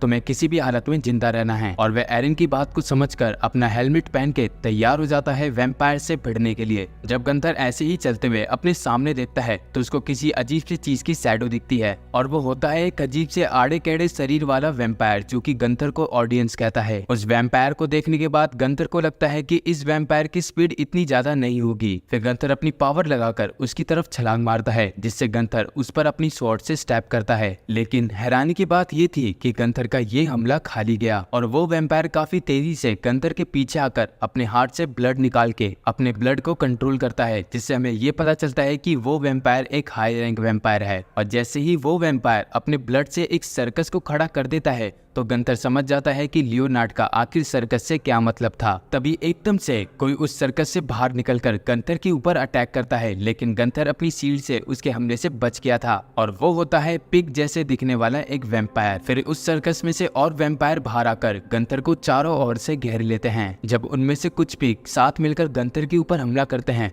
तो गंथर अपनी स्वॉर्ड से उन सभी को बीच से अलग कर देता है। तभी उस सर्कस में से और पिग बाहर निकलते हैं और गंथर उन सभी को मारकर सर्कस की तरफ बढ़ने लगता है। उस टेंट के अंदर गंथर को 2 चमकती हुई आंखें दिखती है और उसके बाद गंथर के ऊपर कई सारी आग से हमला होता है। गंथर अपनी शील्ड से बच तो चुका था, लेकिन जब वे अपने सामने देखता है तो उस सर्कस से बाहर आता है उन सभी पिग्स का किंग, जिसके ऊपर एक छोटा पिग बैठा था। उसके बाद वो पिग और गंथर के ऊपर फायर छोड़ता है, जिससे गंथर अपनी शील्ड की वजह से बच तो जाता है, लेकिन जो उसकी शील्ड है वो मसल से बनी थी, इसलिए वो आग की वजह से पक गई। और इस चीज को नोटिस करके गंथर उस पिग की तरफ तेजी से बढ़ने लगता है और वो पिग भी अपनी पूरी ताकत लगाकर और आग छोड़ता है। फिर गंथर अपनी स्वॉर्ड को उस पिग के सर के ऊपर फेंकता है और वो स्वॉर्ड उस पिग के सर के 2 टुकड़े कर देती है। फिर गंथर उस पिग की जायंट बॉडी पर कस के घूसा मार के उसको टेंट के अंदर फेंक देता है। गंथर की ये ताकत देखकर उसके आसपास के सभी पिग उससे डरने लगते हैं और गंथर उनको वार्न करता है अगर वो लोग जिंदा बचना चाहते हैं तो वो लोग उसके पीछे ना आए। फिर गंथर उन पिग्स को ठिकाने लगाने के बाद उस टेंट के अंदर चला जाता है, जहाँ गंथर को अपने सामने एक चीज दिखती है और उस चीज के ऊपर बैठा था वो वैम्पायर गंथर को अपनी ऑडियंस कहते हुए उसको थैंक यू कहता है, क्योंकि गंथर एक ऐसा पहला बंदा है जो कि सेकंड एक्ट तक पहुंच पाया। पर गंथर उसकी बकवास सुने बिना उसके सर के ऊपर हमला करता है, लेकिन वो गंथर के फिर से हमले से बच जाता है। फिर वह अपने हाथ से ब्लड निकालकर अपनी पूरी बॉडी को कवर कर लेता है। फिर वह गंथर को अपना नाम बताती है, जो कि है क्लाउन एवेलिन, और गंथर का उसके शो के अंदर स्वागत है। फिर गंथर और एवेलिन की फाइट शुरू हो जाती है। गंथर एवेलिन के ऊपर एक भी हमला नहीं कर पा रहा था। फिर एवेलिन अपने मुंह के अंदर से 2 स्वॉर्ड निकाल के गंथर के ऊपर लगातार हमला करना शुरू कर देती है और गंथर की स्वॉर्ड एवेलिन के स्वॉर्ड के सामने इतनी मजबूत नहीं होती। एवेलिन के हमलों से बचते हुए गंथर सर्कस के बाहर आ जाता है और एवेलिन भी बाहर आकर उस पर हमला करना फिर शुरू कर देती है। गंथर और एवेलिन की इस फाइट को दूर से राइनो, एवेलिन और लियोनार्ड देख रहे हैं। लियोनार्ड बताता है कि गंथर इस समय स्ट्रगल कर रहा है, वह एवेलिन के सभी हमलों से बचते हुए ब्रिज तक आ चुका है। उसके बाद गंथर एवेलिन के हमलों से बचते हुए पुल के एकदम किनारे में आ जाता है, जहाँ पर उसकी रीलिंग है। एरिन बताती है कि गंथर ने अभी अभी एवेलिन का एक और हमले को डॉज किया है। राइनो लियोनार्ड से पूछता है कि आखिर कोई ऐसा तरीका नहीं है जिससे हम गंथर की मदद कर सके। लियोनार्ड बताता है कि लॉन्ग रेंज के वेपन सारे टूट चुके हैं, तो मेरे हिसाब से कोई भी ऐसा तरीका नहीं है। एरिन बताती है अगर गंथर पानी के अंदर गिरा तो वो तैरकर ऊपर नहीं आ सकता, क्योंकि गंथर की बॉडी हैवी है और उसमें कई सारा फैट है। तभी हम देखते हैं एवेलिन गंथर के राइट हैंड को काटकर उसको ब्रिज के नीचे गिरा देती है और गंथर बस पानी के अंदर गिरने ही वाला था, लेकिन सही समय पे अपनी स्वॉर्ड का इस्तेमाल करके गंथर खुद को नीचे गिरने से बचा लेता है। और गंथर को भी ये बात पता है कि अगर वो पानी के अंदर गिरा तो वह तैरकर वापस ऊपर नहीं आ सकता। और जब गंथर की नजर उसके लेफ्ट हैंड की ब्रेसलेट पे जाती है तो उसके पास काफी कम समय बचा होता है। उसके बाद गंथर वापस पुल के ऊपर आ जाता है, जहाँ पर एवेलिन उसको मारने के लिए उसका इंतजार कर रही थी। गंथर उससे कहता है तुम बाकी हाई रैंक वैम्पायर के कंपैरिजन में काफी ज्यादा ताकतवर हो। गंथर, हमारी आवाज सुन रहे हो? वापस पुल के अंदर आओ, हमारा कोई चांस नहीं इससे जीतने का। उनकी आवाज सुनकर गंथर पीछे हटके पुल के अंदर आ जाता है और अपना हेलमेट उतारकर उन सभी को बताता है कि उस हाई रैंक वैम्पायर के सामने खड़ा होकर लड़ने का कोई सवाल ही नहीं उठता। और फिर एरिन गंथर से कहती है कि सनराइज होने तक उसको उस वैम्पायर को रोक के रखना है। अभी के लिए वे अपनी पावर को चार्ज करें। सूरज को निकलने में अभी 5 घंटे बचे हैं और गंथर अपनी फुल मैक्सिमम पावर के साथ सिर्फ 2 ही घंटे तक उस वैम्पायर के सामने टिक सकता है। गंथर एरिन से पूछता है आखिर कितना टाइम लगेगा उसकी पावर को फुल चार्ज होने में। एरिन बताती है 2 घंटे, यानी कि उसकी मैक्स पावर को चार्ज होने में कम से कम 20 मिनट का समय लगेगा। इसके अलावा एक और चीज है, गंथर को अपनी पावर चार्ज होते वक्त अपनी बॉडी को स्ट्रेट फॉर्म में रखना है। अगर वह ऐसा सोच रहा हो कि वह वैम्पायर से लड़ते हुए अपनी बॉडी को फुल चार्ज करेगा तो ऐसा पॉसिबल नहीं है। रैनो गंथर के राइट हैंड को जोड़ने में लगा हुआ था। तभी गंथर अपने सामने देखता है कि जिस कमरे के अंदर गंथर को फिर से लड़ाई करने के लिए तैयार किया जा रहा है, लियोनार्ड उस कमरे का गेट लगा लेता है और वह अपने कॉमरेड्स के साथ तैयार हो जाता है एवेलिन को 20 मिनट तक रोकने के लिए, इससे पहले कि एवेलिन उनके ब्रिज पर फिर से हमला शुरू ना करें। गंथर रैनो को बताता है कि ये बेवकूफ बस्टर्ड उस हाई रैंक वैम्पायर के सामने नहीं टिक पाएगा, इससे कहो कि ये वापस आए। जानता हूँ गंथर, लेकिन ये बात वो लोग भी जानते हैं। जब तक वे अपनी जान को जोखिम में नहीं डालेंगे वे इस सिटी के लोगों की रक्षा नहीं कर पाएंगे। हमारी जीत की इकलौती बस तुम ही उम्मीद हो और हम बस तुम्हारे लिए रास्ता बना रहे हैं, तुम्हारी जीत के लिए। तभी उन सोल्जर्स के सामने का गेट टूटता है और उन सोल्जर्स की चिल्लाने की आवाज उस बंद कमरे के अंदर राइनो और एरिन को आती है और एवेलिन अपनी ब्लड का इस्तेमाल करके उस दरवाजे के नीचे से आती है और एक एक करके वहाँ के सभी सोल्जर्स को मार देती है। और वहाँ पर बस एक ही बंदा बचा था और वो था लियोनार्ड। इससे पहले एवेलिन लियोनार्ड को भी मार पाती, तभी वहाँ पे गंथर आकर एवेलिन के ऊपर टूट पड़ता है। ये देखकर लियोनार्ड भी हैरान हो जाता है, आखिर गंथर यहाँ पर क्यों आया बिना अपनी मैक्स पावर को चार्ज करे। एरिन बताती है कि इस समय गंथर ने अपने माउथ वेपन के साथ उस वैम्पायर के हाथ को पकड़ लिया है, लेकिन इन सब में गंथर के पास सिर्फ 5 मिनट का ही समय है। पता नहीं गंथर आखिर क्या करने की सोच रहा है। तभी हम देखते हैं गंथर एवेलिन को ढकेलते हुए वहाँ के हेडक्वार्टर से दूर ले जाता है और उन दोनों की ही जमीन के नीचे होता है समंदर और वे दोनों समुद्र के अंदर गिर जाते हैं। गंथर पानी में एवेलिन के दिल के ऊपर पंच मारता है और तेजी से उसको भींचने लगता है, जिससे एवेलिन को भी काफी दर्द हो रहा था और वे गंथर को पूरी तरीके से जकड़ के उसके हाथ को अलग कर देती है। एवेलिन और गंथर दोनों ही एक दूसरे से लड़के पानी के एकदम नीचे आ जाते हैं और एवेलिन गंथर को वहीं छोड़कर वहां से भागने लगती है, लेकिन गंथर एवेलिन के पैर को पकड़ के उसके दिल को बाइट करने के बाद उसके दिल को एक्सपोज कर देता है। उसके बाद वे अपना आखिरी हमला करता है और वो होता है एवेलिन के दिल को चबाना। अब यहाँ से सीन शिफ्ट होता है और हम गंथर की पास्ट स्टोरी को देखते हैं, जहाँ पे एक लेडी गंथर को बताती है, गंथर क्या तुम्हें पता है जब तुम छोटे थे तो तुम्हें एक कूड़े की तरह फेंक दिया गया था और तुम एक ऐसी जगह पे पड़े हुए थे जहाँ पर कोई कीड़ा भी ना हो। उस जगह में तुमने मुझे पुकारा और मैं तुम्हें लेने के लिए आई। तुम्हारी वो आखिरी रोने की आवाज मुझे ऐसे सुनने में आ रही थी जैसे कि तुम मदद चाहते हो। मैंने तुम्हारी मदद करी और तुम्हारे उस अकेलेपन को दूर किया जहाँ पर कोई भी आना नहीं चाहता होगा। तुम्हें पता है जिस जगह पर तुम ऐसे ही पड़े हुए थे तुम्हारी जिंदगी तुमसे क्या कहना चाहती थी? मॉम बताइए मुझे क्या कहना चाहती थी मेरी जिंदगी मुझसे? यही कि तुम्हारी जिंदगी में सबसे ज्यादा इम्पोर्टेंट चीज है रिवेंज। इस दुनिया में कोई भी नहीं चाहता था कि तुम पैदा हो और यहाँ पर रहो। मैंने अपनी ताकत से इतने समय तक तुम्हें जिंदा बचा के रखा, तो तुम्हें उनसे रिवेंज लेना ही होगा, इस दुनिया से और अपने पेरेंट्स से। यही है तुम्हारा अल्टीमेट रिवेंज। तुम समझे गंथर? यस मॉम, मैं समझा। तो अब तैयार हो जाओ गंथर अगले स्टेज के लिए। अब इस बार तुम्हें अपनी विल पावर को प्रूव करना है। अब अपने इन मेमोरीज को याद कर कर गंथर की आंखें खुलती है और जब गंथर अपने सामने देखता है तो उसको लेने के लिए वहाँ पर एरिन और राइनो आ चुके हैं और उन लोगों को गंथर का सर मिलता है। एरिन गंथर के सर को उठा लेती है। तभी दूर से आते हुए लियोनार्ड कहता है, अभी लड़ाई खत्म नहीं हुई है, इसको जल्दी से यहाँ पर लाओ। चलो गंथर। एरिन जरा तुम मुझे बताओ कि आखिर गंथर क्या कहने की कोशिश कर रहा है, क्योंकि कब से आंख मारा जा रहा है, पता नहीं ये मुझसे क्या कहना चाहता है। गंथर आंख मारना बंद करो, जब तक तुम्हारी मेन बॉडी नहीं मिल जाती तब तक तुम बात नहीं कर सकते। उसके बाद गंथर को उसकी मेन बॉडी में फिट कर दिया जाता है और वो कहता है, बड़ी परेशानी का सामना उठाना पड़ा, लेकिन आखिरकार मैंने उस वैम्पायर को भी मार दिया है। नहीं, तुम गलत हो, वो अभी भी जिंदा है। क्या बकवास है, मुझे अच्छे से याद है मैंने अपने मुंह से उसके दिल को बाइट करा था। हो सकता है तुम ठीक कह रहे हो, लेकिन हमें समुद्र के किनारे उसके फुटप्रिंट्स मिले हैं। हमें उन फुटप्रिंट्स के अंदर खून भी मिला है, जिससे ये बात साबित होती है कि वो एक हाई रैंक वैम्पायर के फुटप्रिंट्स हैं। इसके अलावा उन फुटप्रिंट्स का पीछा करके हमें एक गार्बेज भी मिला और हो सकता है वो गार्बेज वैम्पायर्स का हाइड आउट हो। क्या बकवास कर रहे हो तुम? मैंने कहा ना, मुझे अच्छे से याद है मैंने उस वैम्पायर के दिल पर बाइट करा था, और अगर मैंने उस वैम्पायर के दिल में बाइट करा है तो वो तो मर जाना चाहिए ना। हो सकता है तुम सच हो, लेकिन हमारी एक बात मानकर तुम्हें वहाँ पर जाके चेक करना चाहिए। उसके बाद वे सभी लोग आ जाते हैं उस गार्बेज में जो कि सुनसान वहाँ पे पड़ा हुआ होता है। उसके बाद गंथर उस गार्बेज की तरफ बढ़ने लगता है। उसके बाद उसे वहाँ पे दिखते हैं फुटप्रिंट्स, किसी एक के नहीं कई सारे लोगों के। ये करने के बाद वे नोटिस करता है उस गार्बेज की विंडो को अच्छे से लकड़ी से ढक दिया गया है, जिससे धूप अंदर ना आ सके।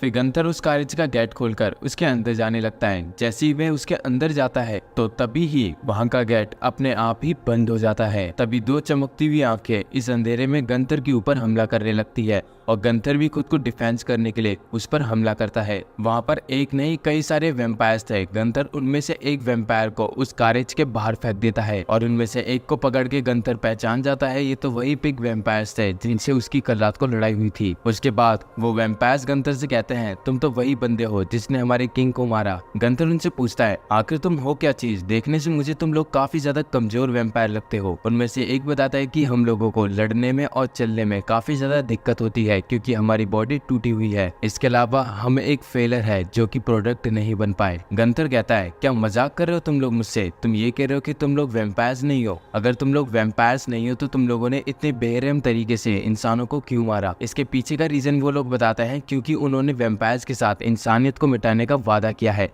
और अब वह गंथर को अपने साथ अपने किंग के पास ले जाना चाहता है और गंथर भी उसके साथ उसके पीछे पीछे चलने लगता है। और वह ऐसे ही आगे चलते हुए वो गंथर को दिखाता है अपने नए किंग को, जो कि और कोई नहीं एवेलिन है। गंथर एवेलिन को देखने के बाद उससे कहता है, मुझे अच्छे तरीके से याद है कि मैंने तुम्हारे दिल पर बाइट करी थी और इसके बाद तो तुम्हें मर जाना चाहिए था, आखिर तुम जिंदा कैसे हो? इसके जवाब में एवेलिन बताती है कि तुम एक ऐसे पहले ऑडियंस हो जिसने मेरे दिल को लगभग खत्म कर दिया था, पर तुमने सिर्फ मेरे दिल को आधा ही बाइट करा है, इससे जो मेरी पावर्स थी वो कमजोर हो चुकी है। उसके बाद एवेलिन अपने हाथ को काट कर उसमें से ब्लड निकाल के गंथर को दिखाती है कि अब वह अपने ब्लड को कंट्रोल नहीं कर सकती। गंथर कहता है, तुमने इतनी मेहनत करके मुझे समझाया, लेकिन बिना अपनी ब्लड कंट्रोलिंग पावर से तुम सिर्फ एक जलती हुई लकड़ी हो जो कि सूरज के सामने जल जाएगी। तो अब देखते हैं कि तुम मेरे इन हमलों से बच पाती हो कि नहीं। अब यहाँ से सीन शिफ्ट होता है और हम देखते हैं लियोनार्ड और उसके साथियों को जो कि गंथर के बाहर निकलने का वेट कर रहे हैं। लियोनार्ड का एक साथी उस वैम्पायर की हरकतों को जज करते हुए उसको एक कहानी सुनाता है। मैंने ये सुना हमारे देश के लवारिस और अनाथ बच्चों को गायब किया जा रहा था और इस चीज की इन्वेस्टिगेशन करते हुए कुछ सोल्जर्स को एक ऐसी चीज मिली जिसे सुनकर रोंगटे खड़े हो जाएंगे। अंडरग्राउंड के अंदर जहां सूरज की एक भी रोशनी नहीं पहुंच सकती थी,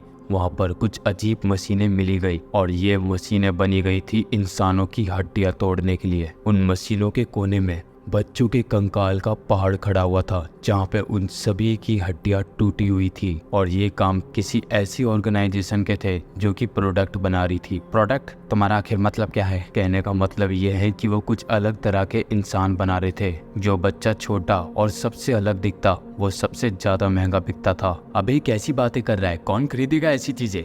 मुझे नहीं पता, लेकिन मुझे सुनने में आया है उन इंसानों को अमीर लोग और बाहर के ट्रेडर्स खरीदते थे। जैसा मैंने बताया, जो बच्चा छोटा और सबसे अलग दिखता था उसको वो ट्रेडर्स खरीदते थे और वो बच्चे इसलिए खरीदते थे ताकि अमीर लोग और ट्रेडर्स अपना पैसा अपने क्लाइंट्स या फिर अपने दोस्तों को दिखा सके। आखिर एक इंसान दूसरे इंसान के साथ ऐसा कैसे कर सकता है? जवाब आसान है, उन अमीरों को और ट्रेडर्स को कुछ यूनिक तरीके के ह्यूमंस चाहिए थे। और एक और चीज जो मैंने सुनी थी, जो बच्चे बिकते नहीं थे उनको सर्कस में बेचा जाता था सर्कस दिखाने के लिए। सबसे पहले तो मैंने इस कहानी को बेकार अफवाह समझते हुए फेंक दिया था, पर जब मैंने इस हाई रैंक वैम्पायर को देखा तो कमांडर, मेरा आपसे एक सवाल है, क्या हम सच में अपने देश बहाल को बचाने की कोशिश कर रहे हैं? क्या इंसान सच में बचाने लायक है या नहीं? अब यहाँ से सीन शिफ्ट होता है और हम एवेलिन को देखते हैं जो कि गंथर के वार से बच चुकी थी और वह गंथर के सभी हमलों से बचते हुए उससे कहना शुरू करती है, उन लोगों ने मुझे इग्नोर किया, यहाँ तक कि जब मैंने कहा मुझे मार डालो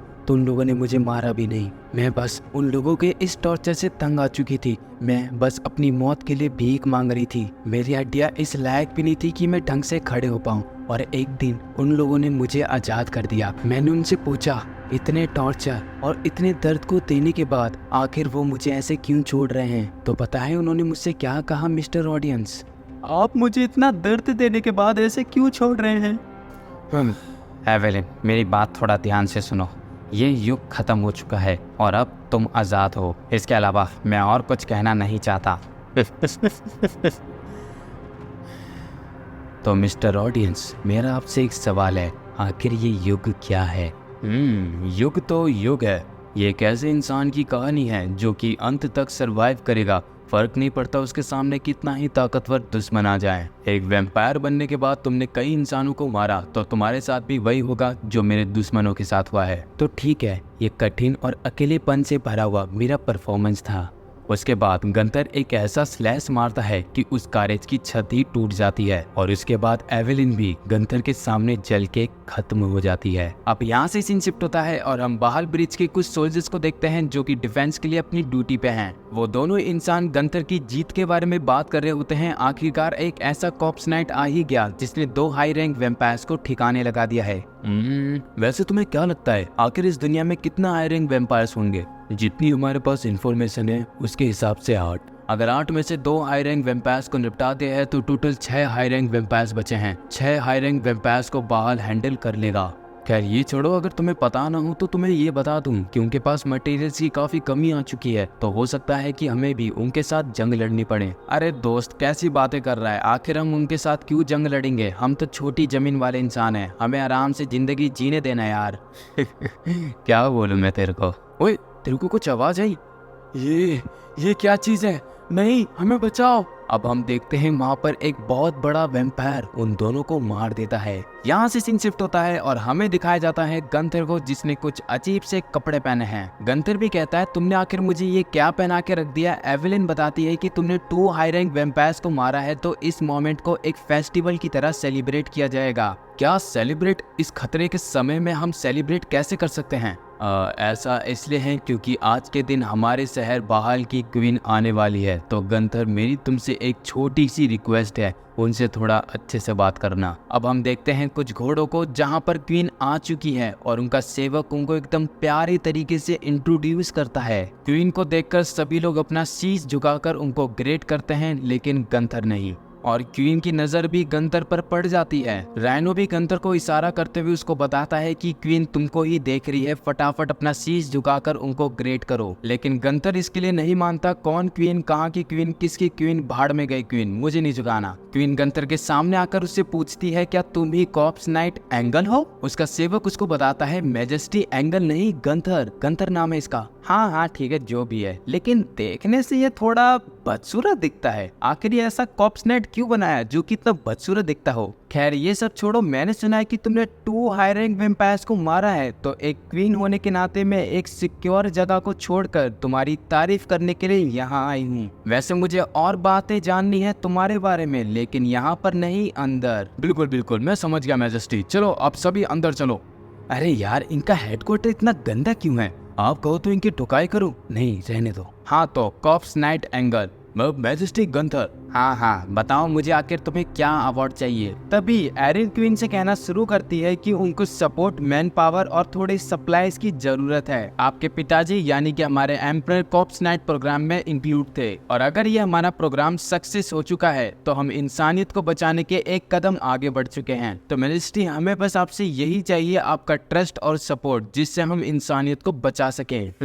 एरिन मुझे नहीं लगता कि ये सवाल मैंने तुमसे पूछा था। इसके अलावा मैं तुम्हारी इस मेहनत की तारीफ करती हूँ, लेकिन मैं अपनी लिमिटेड सप्लाईज को तुम्हारे प्रोग्राम में क्यों दूं? मैंने एक दूसरा ऑप्शन सोच रखा है प्रिपेयर करने के लिए, और वो है दूसरा वेपन। मैं तुम लोगों को अपना बेस्ट सपोर्ट प्रोवाइड करूंगी, लेकिन इस प्रोग्राम में नहीं, किसी दूसरे प्रोग्राम में। ये सुनने के बाद गंथर कुछ नहीं समझ पाता। राइनो गंथर को समझाता है कि क्वीन बता रही है कि कॉर्प्स नाइट गंथर एक बेकार प्रोग्राम है, इसलिए वह हमको सपोर्ट करेगी किसी और वेपन को डिजाइन करने में। फिर एरिन क्वीन से कहती है कि आप कम से कम उन इंसान को एक्नॉलेज तो करो जो अपनी जान गवाकर ह्यूमन बैटरी बने हैं। एरिन की इस चिल्लाती हुई आवाज को सुनकर क्वीन का सेवक एरिन को डांटता है, लेकिन क्वीन उसको शांत कराकर एरिन से कहती है कि हम कॉर्प्स नाइट प्रोग्राम पर काम करेंगे, लेकिन इतना नहीं जितने हम दूसरे प्रोग्राम पे काम करेंगे। और वैसे भी एक कॉर्प्स को रीएनिमेट करना एक नाइट में सुनने में काफी बेकार लगता है। ये चीजें हमारी रॉयल फैमिली पर सूट भी नहीं करती, और बाहर के लोग हमारे बारे में क्या सोचेंगे इस बात को सुनने के बाद। और जो गंथर के अवार्ड की बात आती है, उसको एक टाइटल मिलता है जो कि है काउंट, और इसके अलावा उसको अपनी बॉडी को मॉडिफाई करने के लिए पार्ट्स भी मिल जाएंगे। अगर कॉर्प्स नाइट अपनी क्वीन के इस फैसले से खुश है तो वे अपने क्वीन के हाथ के ऊपर चूमे। क्वीन के फैसले को सुनने के बाद गंथर क्वीन से कहता है कि तुम लोग काफी ज्यादा एनोइंग हो। ये एक ऐसा समय आ रखा है जहाँ पर किसी को नहीं पता कि कौन कब मर जाए, और तुम इन सब बातों को छोड़कर अपने सम्मान और गौरव की बात कर रही हो, और मुझे सच में यकीन नहीं होता कि तुम इस बेकार देश की क्वीन हो। गंथर की बात सुनने के बाद क्वीन को काफी ज्यादा गुस्सा आता है। तभी उस कमरे के अंदर लियोनार्ड आकर उन सभी को बताता है हमारे सिटी के बाहर के गांव में एक बहुत बड़े मॉन्स्टर को देखा गया है। अब अगले सीन में हम देखते हैं रात हो जाती है और राइनो और गंथर ब्रिज के ऊपर होते हैं। राइनो गंथर से कहता है कि तुम्हें क्वीन से ऐसे बात नहीं करनी चाहिए थी, तुम्हें पता भी है कि क्वीन हमें मौत की सजा भी दे सकती है। गंथर कहता है तो क्या हो गया, मैं ही हूँ जिसकी वजह से तुम लोग आज तक जिंदा हो, वरना तुम लोग कब का मर गए होते। फिर तभी राइनो को अपने सामने एक चीज दिखती है जिसे देखकर उसको यकीन नहीं होता,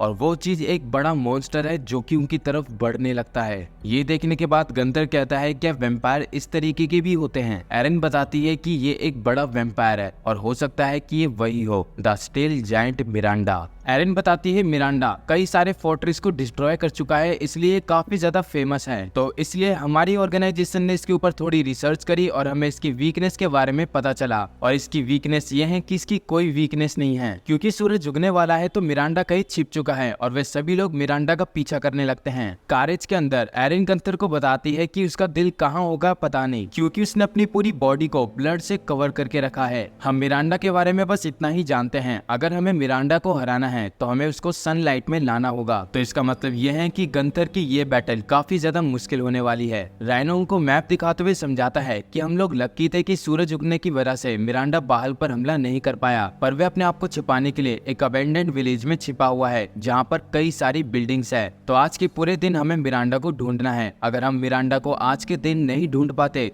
तो वो अगली रात बहाल पर हमला कर देगा। अब वे लोग उस विलेज में आ जाते हैं जहाँ पर उनको मिरांडा का एक बहुत बड़ा फुटप्रिंट दिखता है। लियोनार्ड भी अपने सोल्जर्स को प्रिपेयर करते हुए उनको मिरांडा को हर एक कोने में ढूंढने के लिए कहता है, लेकिन कुछ गड़बड़ी लगती है। यहाँ पर कुछ सोल्जर्स कम हैं। जब लियोनार्ड इसके बारे में पूछता है तो उसको एक सोल्जर के थ्रू पता चलता है कि क्वीन ने कुछ सोल्जर्स को अपने पास रख लिया है अपने डिफेंस के लिए। ये पता लगने के बाद लियोनार्ड उन सभी को मिरांडा को हर एक बिल्डिंग में ढूंढने के लिए कहता है। ऑर्डर्स मिलने के बाद वे सभी सोल्जर्स लग जाते हैं मिरांडा को ढूंढने में। एरिन भी गंथर के हर एक समय का ध्यान दे रही थी और दूसरी तरफ गंथर भी तोड़फोड़ करते हुए हर एक घर के अंदर घुस रहा था, पर उसको भी कहीं भी मिरांडा नहीं दिखता।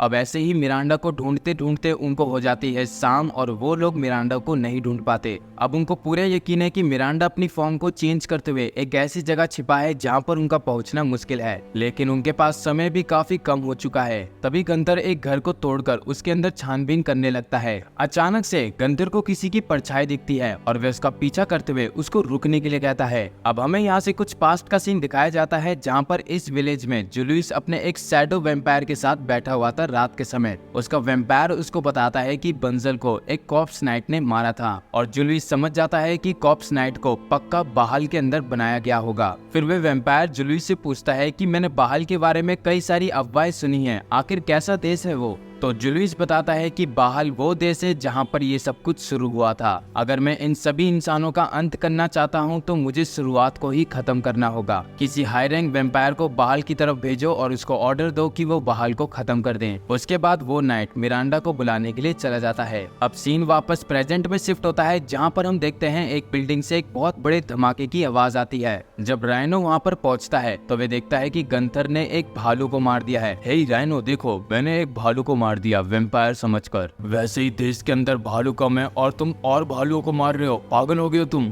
अरे मैं क्या करूं, इस भालू का हुलिया ही वैम्पायर जैसा था। ये देखो इसने क्या कर दिया, एक भालू मार दिया वैम्पायर समझकर। हमारे पास इन सभी का समय नहीं है, हमें इस पूरे विलेज में आग लगा देनी चाहिए। क्या तुम पागल हो गए हो? अगर तुम इस विलेज में आग लगाओगे तो वो आग जंगल में भी लग सकती है। नहीं, मैंने कहा ना अब रात होने वाली है, हमारे पास ये करने के अलावा और कोई ऑप्शन नहीं। इन लोगों की ये बहस। रुको, मेरी बात सुनो सब, हम लोग हार मानकर ऐसे आपस में लड़ नहीं सकते। बहाल बहुत जल्दी एक खतरे में पड़ने वाला है, हमें थोड़ा शांत होकर और ढूंढना चाहिए। याद रखना, मैं तुम लोगों के साथ इसलिए हूँ क्योंकि मुझे तुम लोगों पर पूरा भरोसा है। वैसे एक बिल्डिंग है जहाँ पर मैंने अच्छे से नहीं ढूंढा, मैं उसको भी देख कर आता हूँ। पता नहीं अचानक से ये पप्पू इतना सीरियस क्यों हो जाता है। ऐसा इसलिए है क्योंकि इसकी एक बेटी है जो कि बाहर में रहती है। बेटी? फिर तो बीवी भी होगी इसके पास। क्यों? नहीं, ये अपनी बेटी की काफी फिक्र करता है। मैं अभी जा रहा हूँ, एक और जगह है जहाँ पर मुझे ढूंढना है। हाँ समझ गए, चल निकल। सब जगह ढूंढ लिया, कहीं नहीं मिला। रात भी होने वाली है, अब क्या करूँ? ये आवाज कैसी? क्या ये आवाज इस बक्से से आ रही है? तभी अचानक से जिस बिल्डिंग के अंदर राइनो था वो बिल्डिंग टूट के गिर जाती है एक मॉन्स्टर की वजह से। राइनो भी जमीन पर गिरकर गंथर और एरिन को बताता है कि उसने मिरांडा को ढूंढ लिया है, लेकिन वे उसको नहीं मार पाया। और इसका रीजन यह है कि जब उसने वैम्पायर को ढूंढा तो वे उसको नहीं मार पाया क्योंकि वो एक छोटा बच्चा है। ओह, बच्चे बड़ों से भी ज्यादा सर दर्द होते हैं, तुम्हें मार देना चाहिए था। फिर मिरांडा अपने आप को जायंट की फॉर्म में ढालते हुए एरिन और गंथर के ऊपर हमला कर देता है, लेकिन किस्मत से गंथर खुद को एरिन राइनो को बचा लेता है। क्या कोई तरीका है इससे लड़ाई करने का? मैंने तुम्हें बताया इसको नहीं हराया जा सकता। तो फिर निकल यहाँ से। अपने पैरों के नीचे सभी सोल्जर्स को कुचलते हुए मिरांडा बाहर की तरफ बढ़ने लगता है। गंथर एरन को उतारकर एक बड़े पत्थर को उठा के मिरांडा की तरफ फेंकता है, पर उस पत्थर का असर मिरांडा के ऊपर नहीं होता और फिर गंथर छलांग मार के मिरांडा के पैर पर आकर उस पर घूंसों की बारिश कर देता है। लेकिन गंथर की घूंसे भी किसी काम के नहीं होते, क्योंकि मिरांडा की स्किन हीट हो रही थी तो गंथर के हाथ जल जाते हैं। मिरांडा गंथर को अपने पैरों में देखकर उसको पकड़ने की कोशिश करता है, लेकिन गंथर मिरांडा के हाथों में नहीं आता और उसके सभी हमलों से बच जाता है। ऊंचाई में होने के कारण गंथर मिरांडा के पैर को पकड़ के लटक जाता है और इस अपॉर्चुनिटी का फायदा उठा के मिरांडा गंथर को पकड़कर उसको अपने सर के ऊपर लाकर घूरने लगता है और गंथर को दिख जाती है मिरांडा की वीकनेस, जो कि उसकी चमकती हुई आंखें हैं, और मिरांडा गंथर को वहीं अपने हाथों से मसल देता है। वहीं क्वीन ओलिविया मिरांडा को देख लेती है और वह तैयार भी थी उसका स्वागत करने के लिए कई सारे नुकीले एरोस के साथ। वहीं क्वीन के ऑर्डर पर सभी सोल्जर्स एरोस को मिरांडा की तरफ शूट कर देते हैं और फिर क्वीन कहती है, मेरी इस जीत के साथ ये साबित हो जाएगा कि वो कॉर्प्स नाइट किसी काम का नहीं। उसी समय राइनो और उसके साथी गंथर की जली हुई बॉडी को ढूंढ लेते हैं, जो कि टुकड़ों में बटी हुई है। राइनो गंथर के लिए रोते हुए कहता है, मुझे माफ करना गंथर, काश मेरे पे थोड़ी सी और हिम्मत होती तो मैंने मिरांडा को मार दिया होता। इस सब कुछ मेरी गलती है।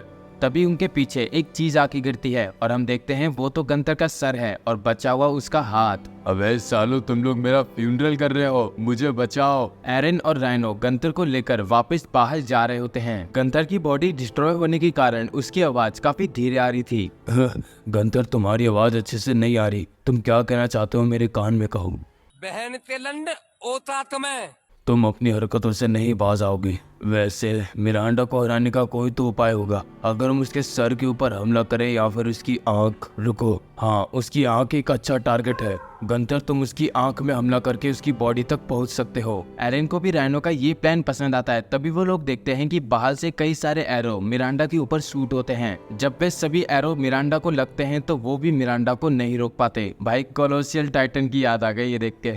एरो उसके फेल हो जाने पर क्वीन अपने सेवक से पूछती है कि आखिर हमारा अगला प्लान क्या होने वाला है, लेकिन उनके सेवक के पास कोई जवाब नहीं होता और क्वीन समझ जाती है कि ये बहाल का अंत है। अपने सामने की हर एक चीज को कुचलते हुए मिरांडा बहाल की तरफ पहुंचने वाला था और लोग जब मिरांडा को देखते हैं तो वहां पर भगदड़ फैल जाती है। एरन और राइनो गंथर के सर को लेकर अपने हेडक्वार्टर तक पहुंच चुके थे। तभी कोई राइनो को आवाज लगाता है और हम देखते हैं वो होती है राइनो की बेटी, जो कि उसको जनरल राइनो कहती है। अपनी बेटी ऑड्री को देखकर राइनो भी काफी हैरान था। तभी ऑड्री बताती है कि वे अपने साथ कॉर्प्स नाइट की बॉडी को लेकर आई है, जिस पर राइनो कई समय से काम कर रहा था। तभी राइनो को किसी धमाके की आवाज आती है और वहां पर आ जाता है कोलोसियल टाइटन, आई मीन मिरांडा। जैसे ही मिरांडा का पैर उस जगह को तोड़कर गुजर जाता है तो उसकी बेटी भी उसके साथ ही चले जाती है। लेकिन हम देखते हैं राइनो अपनी बेटी को बचा लेता है। उसने ऑड्री का हाथ पकड़ा हुआ था, लेकिन उसकी भी पकड़ धीरे धीरे करके छूट रही थी। तभी अचानक से जिस लकड़ी को उसने पकड़ा हुआ था वो टूट जाती है। इससे पहले कि राइनो और ऑड्री नीचे गिरकर मरते, तभी वहां पे गंथर आकर अपने मुंह से राइनो के हाथ को पकड़ लेता है और गंथर को देखकर राइनो भी काफी खुश था। अब हम मिरांडा को देखते हैं, जो कि बहाल के हर एक जगह को तोड़ रहा होता है और लियोनार्ड वहां के लोगों को बहाल से बाहर निकाल रहा था उनको बचाने के लिए। तभी वहां पर क्वीन ओलिविया आकर लियोनार्ड को बताती है कि यहाँ से बचने का कोई रास्ता नहीं। फिर वे गंथर के बारे में पूछती है तो लियोनार्ड बताता है लास्ट टाइम उसने गंथर को देखा था मिरांडा से लड़ाई करते हुए और अब वे कहाँ पर है उसको नहीं पता। ओलिविया बताती है कि इतनी मेहनत करने का कोई फायदा नहीं, यहाँ के लोग यहीं पर मारे जाएंगे और वैसे भी अगर बहाल के सभी लोग मर गए तो ये तो अच्छा होगा, फिर उसको आंकने वाला कोई नहीं बचेगा। और ये कहने के बाद क्वीन वहां से जाने लगती है और अब हम गंथर को देखते हैं, जिसके हाथ पैरों को मॉडिफाई किया जा रहा है और उसको एक नया वेपन मिला है, छिपकली जैसा हाथ, जो कि वे राइनो की टांट पे रखता है। गंथर, तुमने मेरी और मेरे बेटे की जान बचाई, इसके लिए तुम्हारा शुक्रिया। आखिर किसकी बात कर रहे हो तुम? मैं तुम दोनों को नहीं, असल में अपनी बॉडी को बचा रहा था, जो कि तुम्हारी लड़की के पास थी। गंथर, तुम हमेशा ये दिखाते हो कि तुम्हें किसी की परवाह नहीं, लेकिन एक दिन ऐसा रहा होगा जब तुम किसी की परवाह करते थे। किसी की परवाह? क्या बोले हो तुम? अगर तुम्हारा मतलब एक परिवार से है तो सुनो, क्या ऐसे परिवार की मुझे परवाह होगी जिन्होंने अपने बच्चे को एक कूड़े के ढेर में फेंक दिया था मरने के लिए, लेकिन मैं जिंदा रहा। सभी वॉरियर्स मेरे को एरिना में मारने में लगे हुए थे, लेकिन मैं उन सबको मारकर जिंदा रहा।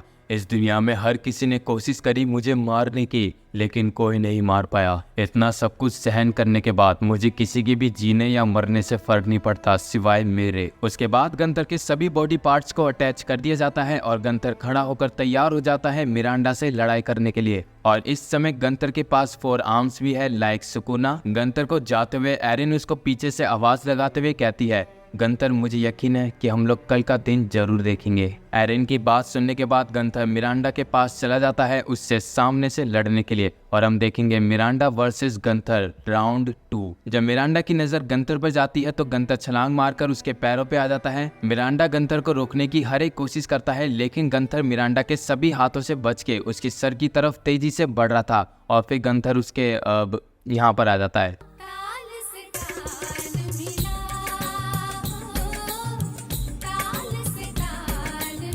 फिर आखिर में मिरांडा गंतर को अपनी पीठ से हटाकर नीचे गिरा देता है। नीचे गिरने की वजह से गंतर के 4 आर्म में से एक आर्म डैमेज हो चुका है, लेकिन गंतर फिर छलांग मारकर एक इमारत में आ जाता है जिसको मिरांडा अपनी स्ट्रेंथ की वजह से तोड़ देता है, लेकिन गंतर उसके हमले से बचकर उसके हाथ को पकड़ लेता है अपने लिजार्ड हैंड से। फिर उसको अंडरग्राउंड के अंदर एक सीक्रेट एरिया दिखता है जो कि नीचे की ग्राउंड को टूटने पर एक्सपोज हुआ है और ये यकीन कर पाना मुश्किल है कि इस आइलैंड के अंदर एक सीक्रेट एरिया है। फिर मिरांडा गंतर को अपने हाथ से छुड़ा देता है और अपनी पूरी ताकत से उसके ऊपर पंच मारता है। इस लड़ाई को देखकर एरिन को गंतर की फिक्र हो रही थी और हम देखते हैं मिरांडा के इस पंच से गंतर का बायां पैर टूट चुका है। उसके बाद मिरांडा अपनी पूरी ताकत से गंतर के ऊपर पंच करता है और गंतर भी मिरांडा के ऊपर पंच करता है, लेकिन गंतर का पंच मिरांडा के सामने नहीं टिक पाता और उसका एक और हैंड टूट जाता है। अब गंतर लटका हुआ था मिरांडा की पीठ पर जहां पर उसका हाथ नहीं पहुंच रहा था। फिर मिरांडा की नजर जाती है 2 बच्चों पे जहां पे एक बड़ी बहन अपने छोटे भाई को बचा रही है। उन दोनों भाई बहन को देखकर मिरांडा को अपनी पास्ट स्टोरी याद आती है जहां पर मिरांडा के पास एक सॉफ्ट टॉय था और वह उसको अपना एक छोटा भाई मानता था, लेकिन जो उसके फादर थे वो बिल्कुल मॉन्स्टर जैसे थे, एक जाइंट मॉन्स्टर जो कि काफी ज्यादा ताकतवर है। वे अक्सर मिरांडा और उसके छोटे भाई को नशे में मारते थे और मिरांडा की इस हालत को देखते हुए जुलूस सही वक्त में आकर मिरांडा को अपनी क्रू में शामिल होने के लिए कहता है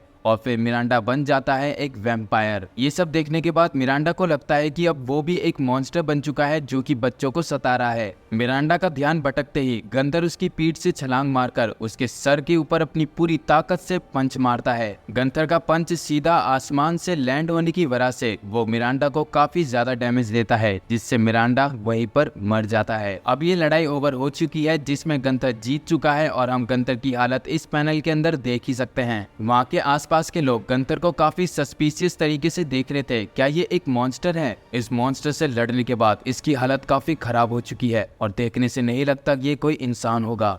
मुझे इन लोगों की सोचने से फर्क नहीं पड़ता। हे मिस्टर, आपने इस जायंट को हराकर हम लोगों की जान बचाई ना। मैं और मेरा भाई आपको थैंक यू कहना चाहते हैं। बाहर में जाओ। आपने हम लोगों की जान बचाई, इसके लिए बहुत बहुत शुक्रिया। मेरा भाई आपको एक हीरो मानता है। उस बच्ची से तारीफ सुनने के बाद गंतर आ जाता है हेडक्वार्टर में, जहां पर उस हेडक्वार्टर की हालत काफी ज्यादा खराब थी। यही नहीं, रैनो की बेटी ऑड्री वो भी गंतर की काफी ज्यादा तारीफ करती है, लेकिन खुशी खुशी में वो कुछ ऐसा कह देती है जिसे सुनकर रैनो भी उसको चुप होने के लिए कहता है। अगर गंतर का चेहरा थोड़ा खूबसूरत होता तो ऐसा हो सकता है कि शहर के लोग उसको हीरो मानते। क्यों यार, हीरो बनने के लिए खूबसूरत दिखना जरूरी थोड़ी है, बस होना चाहिए एक बड़ा दिल और एक बड़ा जज्बात जो कि लोगों की मदद करने के लिए हमेशा तैयार हो। और अगर आपको मेरी बात अच्छी लगी तो इसी बात पर चैनल को कर दो सब्सक्राइब। फिर एरिन गंतर के कंधे पे हाथ रखकर उससे कहती है कि तुम्हें देखकर मुझे अच्छा लगा। क्या अच्छा लगा? तुम्हारा चेहरा तो नहीं बता रहा कि तुम मुझे देखकर खुश हो। हैं क्या बोलूं मैं? मुझे माफ करना कि मैंने तुम्हारे इतने अच्छे मूड में आकर तुम्हें इंटरप्ट किया। मैजेस्टी आप। मिरांडा को हरा दिया गया है और जो मिरांडा ने तबाही मचाई है उसका भी ध्यान रखा जा रहा है। और मुझे ये देखकर खुशी है कि हमारे लोगों ने सिविलियंस को एग्जिट में ले जाकर बचा लिया था और जो वेपन्स मैंने बनाए थे वो भी डिस्ट्रॉय हो चुके हैं। अब बारी है तो उस इंसान की जिसकी वजह से ये सब कुछ हुआ। रैनो, अगर तुमने बिना डरे उस वैम्पायर को मार दिया होता तो इतनी बर्बादी नहीं फैलती, तो इसकी सजा तुम्हें मिलती है मौत। ये सुनने के बाद ऑड्री एकदम घबरा जाती है और वह ओलिविया के सामने भीख मांगने लगती है रैनो की जान को बख्शने के लिए, लेकिन ओलिविया उसकी बात को नहीं मानती, ये कहते हुए कि वह अपने देश की क्वीन है और उसी को सही गलत का फैसला करना होगा। और जो गलत करेगा उसको सजा मिल के रहेगी। बात तो तुम्हारी सही है, ये पप्पू सच में एक नंबर का डरपोक है जिसने उस वैम्पायर को नहीं मारा। लेकिन मैं अगर थोड़ा सोच के देखूं, सबसे बड़ी गलती उसकी है जिसने हमारी सेना को बिखेरा। तो क्वीन मुझे बताओ, क्या तुम वो नहीं थी जिसने लियोनार्ड के सोल्जर्स को बुला लिया था अपने डिफेंस के लिए? राइनो तो एक नॉर्मल सा जनरल है जिसको सजा मिल जाएगी, लेकिन आप तो एक क्वीन हो, आपके लोग आपके बारे में क्या सोचेंगे? तो उस साले अपने आप को समझता क्या है? प्रिंसेस, मुझे लगता है आप अब तक अपनी जिम्मेदारियां नहीं समझ पाई हो। तुम तो और एकदम से वहां पर वैम्पायर आकर गंथर की गर्दन को फटाफट से उड़ा देता है और वे अपने आप को एम्परर का छोटा भाई बताता है जो कि एम्परर नहीं बन पाया, और उसका नाम है बेलरिक हाउंड। बेलरिक गंथर के सर को पकड़कर उसको बताता है कि उसने जुलूइस से वादा किया है कि वे कॉप्स नाइट को उसके सामने लेकर आएगा। फिर वे क्वीन के दोनों सोल्जर्स को भी मार देता है। देखो, मेरा मकसद ये था कि मैं कॉप्स नाइट के सर को ले जाऊं। अगर तुम लोग मरना नहीं चाहते तो तुम मेरे सामने से हट जाओ। और मैं तुम लोगों की जान इसलिए बख्श रहा हूँ क्योंकि मैं भी कभी रॉयल फैमिली का एक मेंबर था। बेलरिक की बात सुनकर वे सभी सोल्जर्स पीछे हट जाते हैं और ओलिविया बेलरिक के सामने आकर उससे कहती है, मैंने तो बस ये एक अफवाह सुनी थी, लेकिन आज अपने सामने देख लिया कि तुम एक वैम्पायर बन चुके हो। अंकल, क्वीन ओलिविया, देखने से लगता है आप स्ट्रगल कर रही हो क्वीन की भूमिका निभाने के लिए, लेकिन फिर भी आप मेरे सामने खड़ी हो। आपको नहीं लगता आप मेरे रास्ते के बीच में आ रही हो? उसके बाद क्वीन बेलरिक के सामने से हट जाती है और बेलरिक जाते हुए क्वीन का मजाक उड़ाता है, जिसे सुनकर क्वीन को अच्छा नहीं लगता। बेलरिक बिना किसी तकलीफ के गंथर की सर को ले जा रहा था सबके सामने और कोई भी उसको नहीं बचाता। ये देखकर राइनो कहता है अगर वो ब्रिज को पार करके फॉरेस्ट में गुजर गया तो उसका पीछा करना काफी मुश्किल होगा, क्योंकि फॉरेस्ट के अंदर गहरा अंधेरा है। अगर किसी तरीके से हम सूरज उगने तक उसको रोक पाएं तो हम इसको मार सकते हैं, लेकिन सवाल उठता है कैसे, कौन करेगा ये काम? जब बेलरिक ब्रिज से गुजर कर जा रहा था तभी उसके सामने आ जाता है लियोनार्ड। तुम कॉप्स नाइट को नहीं ले जा सकते। कौन? तुम रोकोगे मुझे? हाँ, मैं रोकूंगा, क्योंकि जिस सर को तुम ले जा रहे हो वो इंसानियत की आखिरी उम्मीद है। देखो, जितने भी इंसान इस धरती पे हैं वे सिर्फ अपने स्वार्थ के लिए काम करते हैं। वो कभी भी किसी दूसरे इंसान के लिए अपनी जान को जोखिम में नहीं डालेंगे। तो इसलिए एक इंसान अपने स्वार्थ के लिए दूसरे इंसान को भी मार देता है। क्या तुम सच में इन इंसानों को बचाने की सोच रहे हो?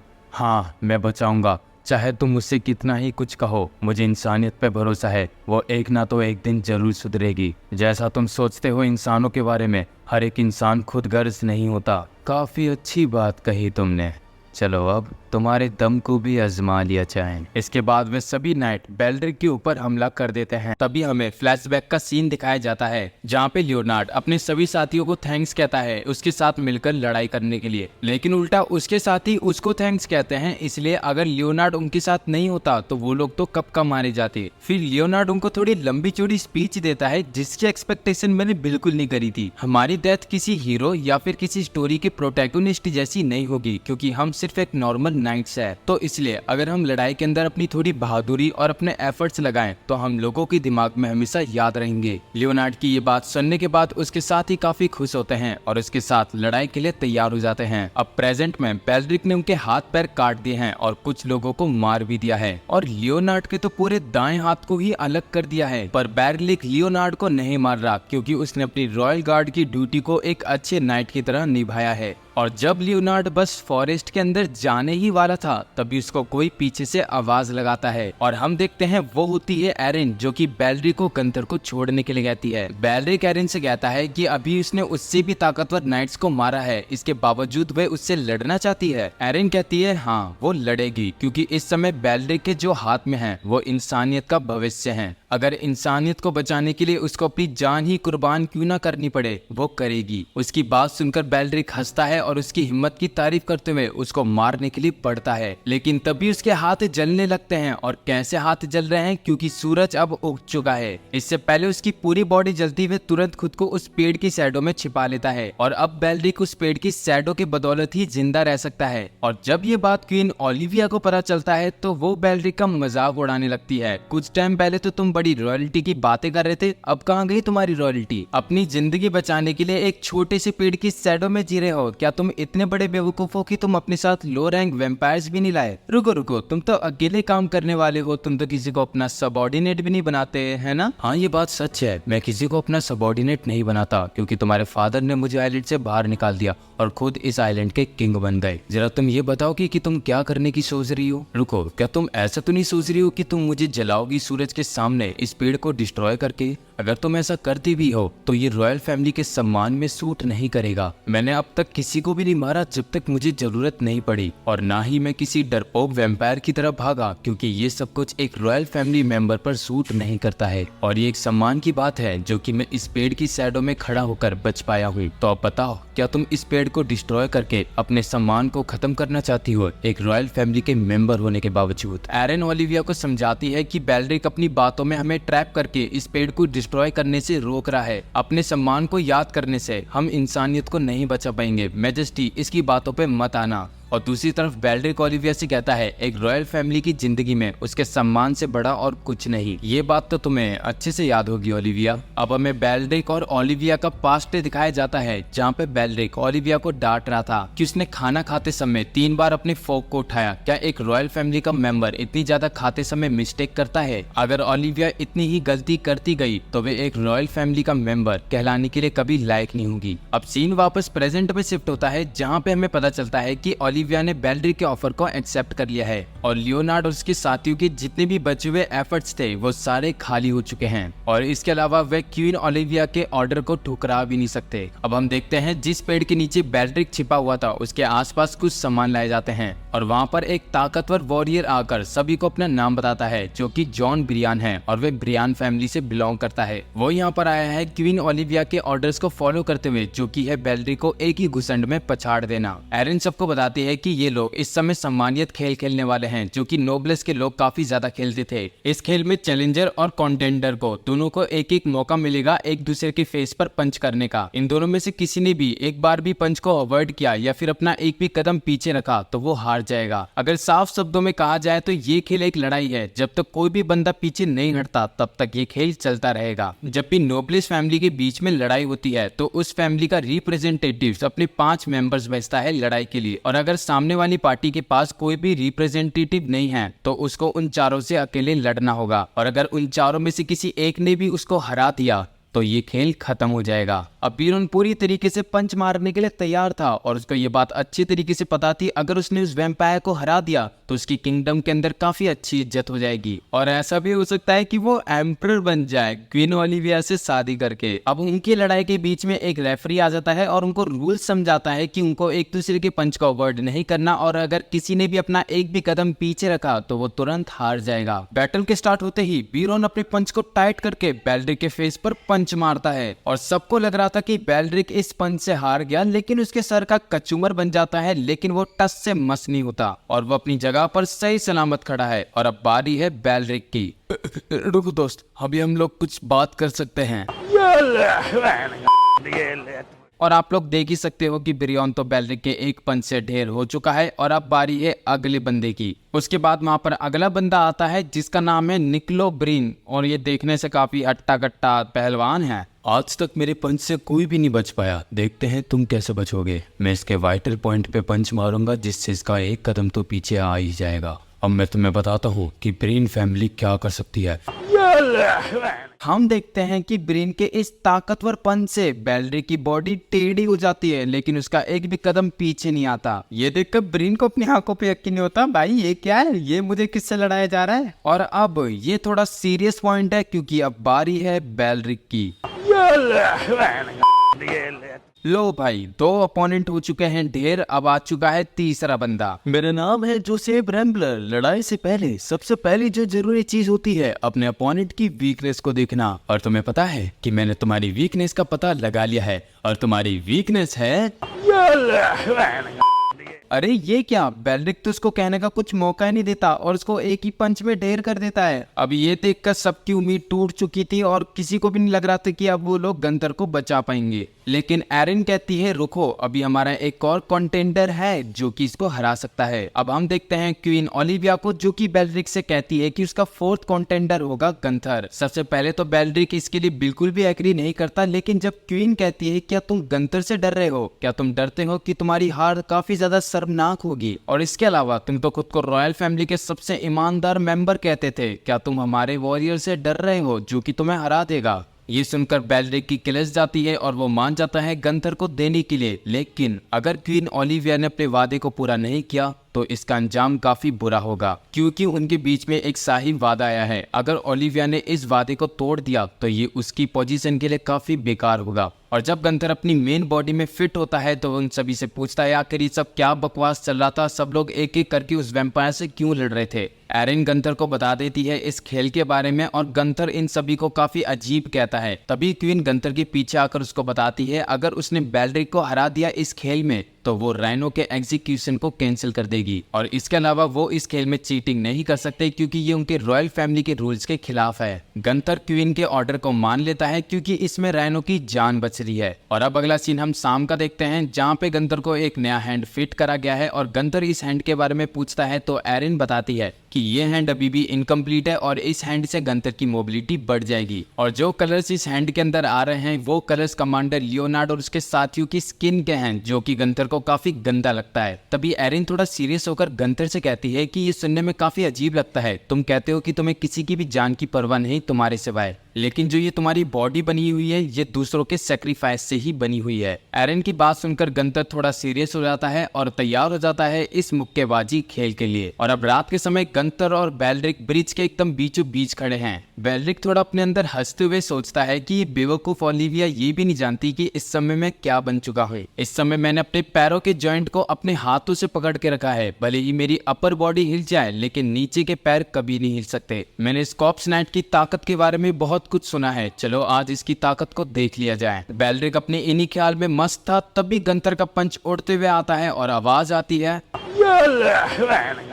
और ये क्या, हम देखते हैं गंथर के इस पंच से तो बेल्ड्रिक की गर्दन ही अलग हो जाती है। पर ये लड़ाई अभी भी खत्म नहीं हुई क्योंकि बेल्ड्रिक का एक भी कदम अभी पीछे नहीं हटा है। बेल्ड्रिक अपने सर को फिर से हील करके गंथर के ऊपर अपनी पूरी ताकत से पंच मारता है। बेल्ड्रिक के पंच मारने से पहले हमें थोड़ा सा फ्लैशबैक दिखाया जाता है जहाँ पे एरिन और बाकी के सभी लोग गंथर के सीधा खड़ा होने के लिए उसके मुंह के अंदर स्टील का माउथ डाल रहे हैं, और जब बेल्ड्रिक गंथर के फेस पर पंच मारता है तो उसको कुछ नहीं होता और वो भी सीधा खड़ा रहता है। फिर गंथर अपना दूसरा जवाबी हमला करता है बेल्ड्रिक के फेस पे, जिससे बेल्ड्रिक का टांग उठ चुका था लेकिन वो पीछे नहीं हटा है, याद रखना। फिर बेल्ड्रिक गंथर के फेस पे पंच मारता है पर गंथर भी नहीं हिलता, भले ही उसके पैर हिलते हैं। उन दोनों की इस लड़ाई को देखकर किसी को लग नहीं रहा था कि ये लड़ाई खत्म होगी। अब बेल्ड्रिक को भी समझ में आ रहा था कि उसके हारने के चांसेस बढ़ते जा रहे हैं, और वैसे भी वो तो एक रॉयल फैमिली का मेंबर है, वो एक ऐसे इंसान से कैसे हार सकता है जिसका कोई नाम ही नहीं। वे ये सब कुछ सोचते हुए थोड़ा फ्रस्ट्रेट हो जाता है और गंथर को बताता है कि किंग होने के लायक सिर्फ वो था, ना कि उसका बड़ा भाई। उसने जिंदगी भर अपने मान और सम्मान को बचा के रखा ताकि वो एक रॉयल फैमिली का मेंबर कहला सके, लेकिन तब भी वो एक सच्चा राजा नहीं बन सका। और जब उसके बड़े भाई को पता चला कि उसने राजा बनने की कोशिश करी थी तो ओलिविया के फादर उसके दोनों हाथों को काट देते हैं, उसके माइंड में ये याद दिलाने के लिए कि सच्चा राजा सिर्फ वही है और कोई नहीं।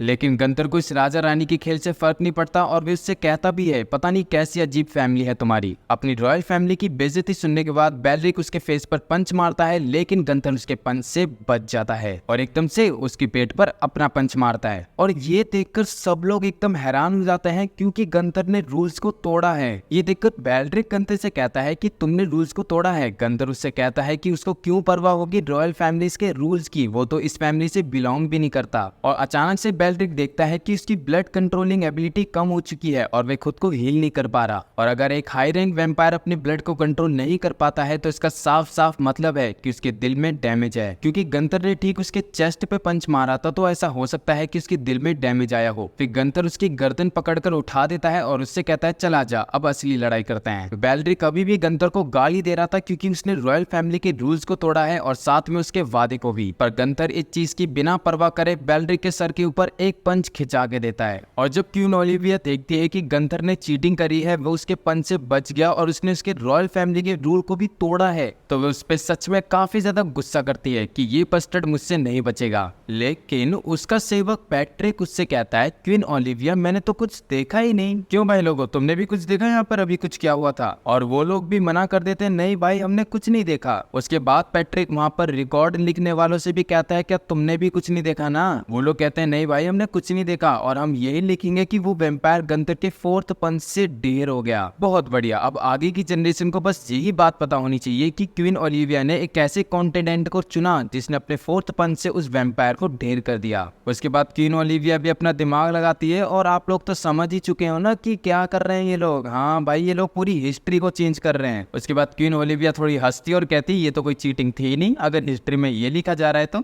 Let's dance. अब हम गंथर को देखते हैं जिसने बेल्ड्रिक के फेस पर पंच मार मार कर उसके सर का बुरा हाल कर दिया है, और बेल्ड्रिक उससे जान की भीख मांग रहा है कि वे उसको छोड़ दें। लेकिन हमारा गंथर है हरामी, वो उसको तब तक मारेगा जब तक सूरज ना उग जाए। और जब गंथर बेल्ड्रिक को पंच मारने वाला था तभी बेल्ड्रिक कहता है कि वो रुक जाए, वो उसको जुलुइस के लोकेशन के बारे में बताएगा। गंथर भी रुक जाता है और कहता है कि ये तो वही वैम्पायर है ना जिसने ये सब कुछ क्रिएट करा है। हाँ बिल्कुल, अगर तुम मुझे छोड़ दोगे मैं तुम्हें जुलुइस के पास ले जाऊंगा और तुम उसका काम तमाम कर सभी ह्यूमैनिटी को बचा लोगे। तो ये सौदा बुरा नहीं है, इस सौदे को ठुकराना मत। अच्छा जी, कोई बेवकूफ समझ रखा है मुझे। अगर जुलूस मर जाएगा तो तुम भी मर जाओगे। बिल्कुल मैं इस बात से एग्री करूंगा, लेकिन रॉयल फैमिली के वादे से भी ज्यादा एक वैम्पायर का वादा इंपॉर्टेंट होता है। देखो मैंने जुलुइस के साथ वादा किया था कि मैं कॉर्प्स नाइट को उसके पास लेके जाऊंगा, तो फिर ये मेरी रिस्पॉन्सिबिलिटी है कि मैं तुमको उसके पास ले जाऊं, और इसके बाद आके क्या होता है और क्या नहीं मुझे इससे कोई लेना देना नहीं है। गंथर कहता है मैं इतना भी बड़ा बेवकूफ नहीं हूँ, इस बात पर तुम मुझसे और 4 घूसे खाएगा। उसके बाद भाइयों होना था क्या, गंथर पूरी रात उसके फेस पर पंच मारता है और उसके बाद उसको कई सारी चैनों में बांध दिया जाता है, जहां पर एरन उससे पूछती है कि अगर हमने तुम्हें छोड़ दिया तो तुम हमें जुलुइस के पास ले जाओगे है ना? बेल्ड्रिक कहता है करेक्ट, लेकिन सबसे पहले मेरी ये बेड़िया खोलो, मुझे इससे काफी ज्यादा दिक्कत हो रही है। भले ही मैं एक वैम्पायर बन चुका हूँ, लेकिन तब भी मेरा सम्मान और मेरा पद अभी भी एक रॉयल फैमिली का है। इसकी माँ का, तो फिर से रॉयल फैमिली की बात करने लग गया। दो क्या? अरे गंथर भाई सब चिल करो, मुझे कोई दिक्कत नहीं, तुम लोग मुझे कैसा रखते हो। फिर एरन बेल्ड्रिक से पूछती है कि तुमने कहा था कि तुम्हें इंसानों को हार्म पहुंचाने में कोई इंटरेस्ट नहीं है, पर ये तुम बताओगे कि आखिर तुम वैम्पायर क्यों बने? बेल्ड्रिक थोड़ी अपनी गर्दन टेढ़ी मेढ़ी करते हुए बताता है कि मैं एक रॉयल फैमिली का मेंबर हूँ। भला मैं तुम्हें इसके बारे में क्यों बताऊं, क्योंकि एक रॉयल फैमिली का मेंबर कई सारे सीक्रेट्स अपने अंदर रखता है। आज मैं तेरी ये सीक्रेट्स की ऐसी की तैसी करता हूँ, रुको भी। अरे गंथर भाई सब क्या हो गया आपको? मैं तो बस ऐसी बात कर रहा था, माफ कर दो, मैं बता रहा हूँ, सब बता रहा हूँ आपको। उसके बाद वो बेल्ड्रिक से सारी चीजें उगलवा लेते हैं, और जाते हुए एरन गंथर से कहती है कि हम बेल्ड्रिक की बात पर भरोसा नहीं कर सकते, क्योंकि हमारा सामना अब जुलुइस से होने वाला है, तो हमें अपने आप को अच्छी तरीके से प्रिपेयर करके रखना होगा। राइनो भी कहता है कि इस समय हमारे लिए सबसे ज्यादा डिफिकल्ट टास्क है गंथर की बॉडी को मॉडिफाई करना। और एकदम से एरन देखती है कि उसके नोज से ब्लड निकल रहा है, ब्लू और रेड कलर का, और फिर पता नहीं कैसे वो गंथर और राइनो के सामने वहीं पर बेहोश हो जाती है। तो इसी के साथ मैं इस चैप्टर का एंड करता हूँ। और हाँ भाई लोगों, मैं देख रहा हूँ आप इस सीरीज को सपोर्ट नहीं कर रहे हो जितनी मैं मेहनत कर रहा हूँ। लाइक एम रखता हूँ वो भी पूरा नहीं होता, आप लोगों के लिए इतनी मेहनत करता हूँ तारीफ ही नहीं होती। हाँ तारीफ करते हैं लेकिन बहुत कम लोग करते हैं, बाकी सबको तो बस अगला एपिसोड जल्द से जल्द चाहिए और लंबी वीडियो चाहिए। हाँ भाई मैं करता हूँ आप लोगों के लिए और मेहनत कर लेता हूँ, बस आप लोगों से एक चीज की रिक्वेस्ट है, ज्यादा से ज्यादा इस वीडियो के अंदर 600 लाइक तो कर ही देना यार, थोड़ा अच्छा लग जाएगा। बाकी का तो तुम समझ ही सकते हो ना यार, जब सीरीज को सपोर्ट नहीं मिलता तो बंद ही करना पड़ता है एम्परर स्वॉर्ड की तरह। तो बाकी का काम मैंने तुम पर छोड़ दिया, 600 लाइक करके तुम्हें अच्छे से सपोर्ट करना है। तो अभी मैं चलता हूँ, अब मैं मिलूंगा आपको अगली वीडियो में, अभी के लिए सायोनारा।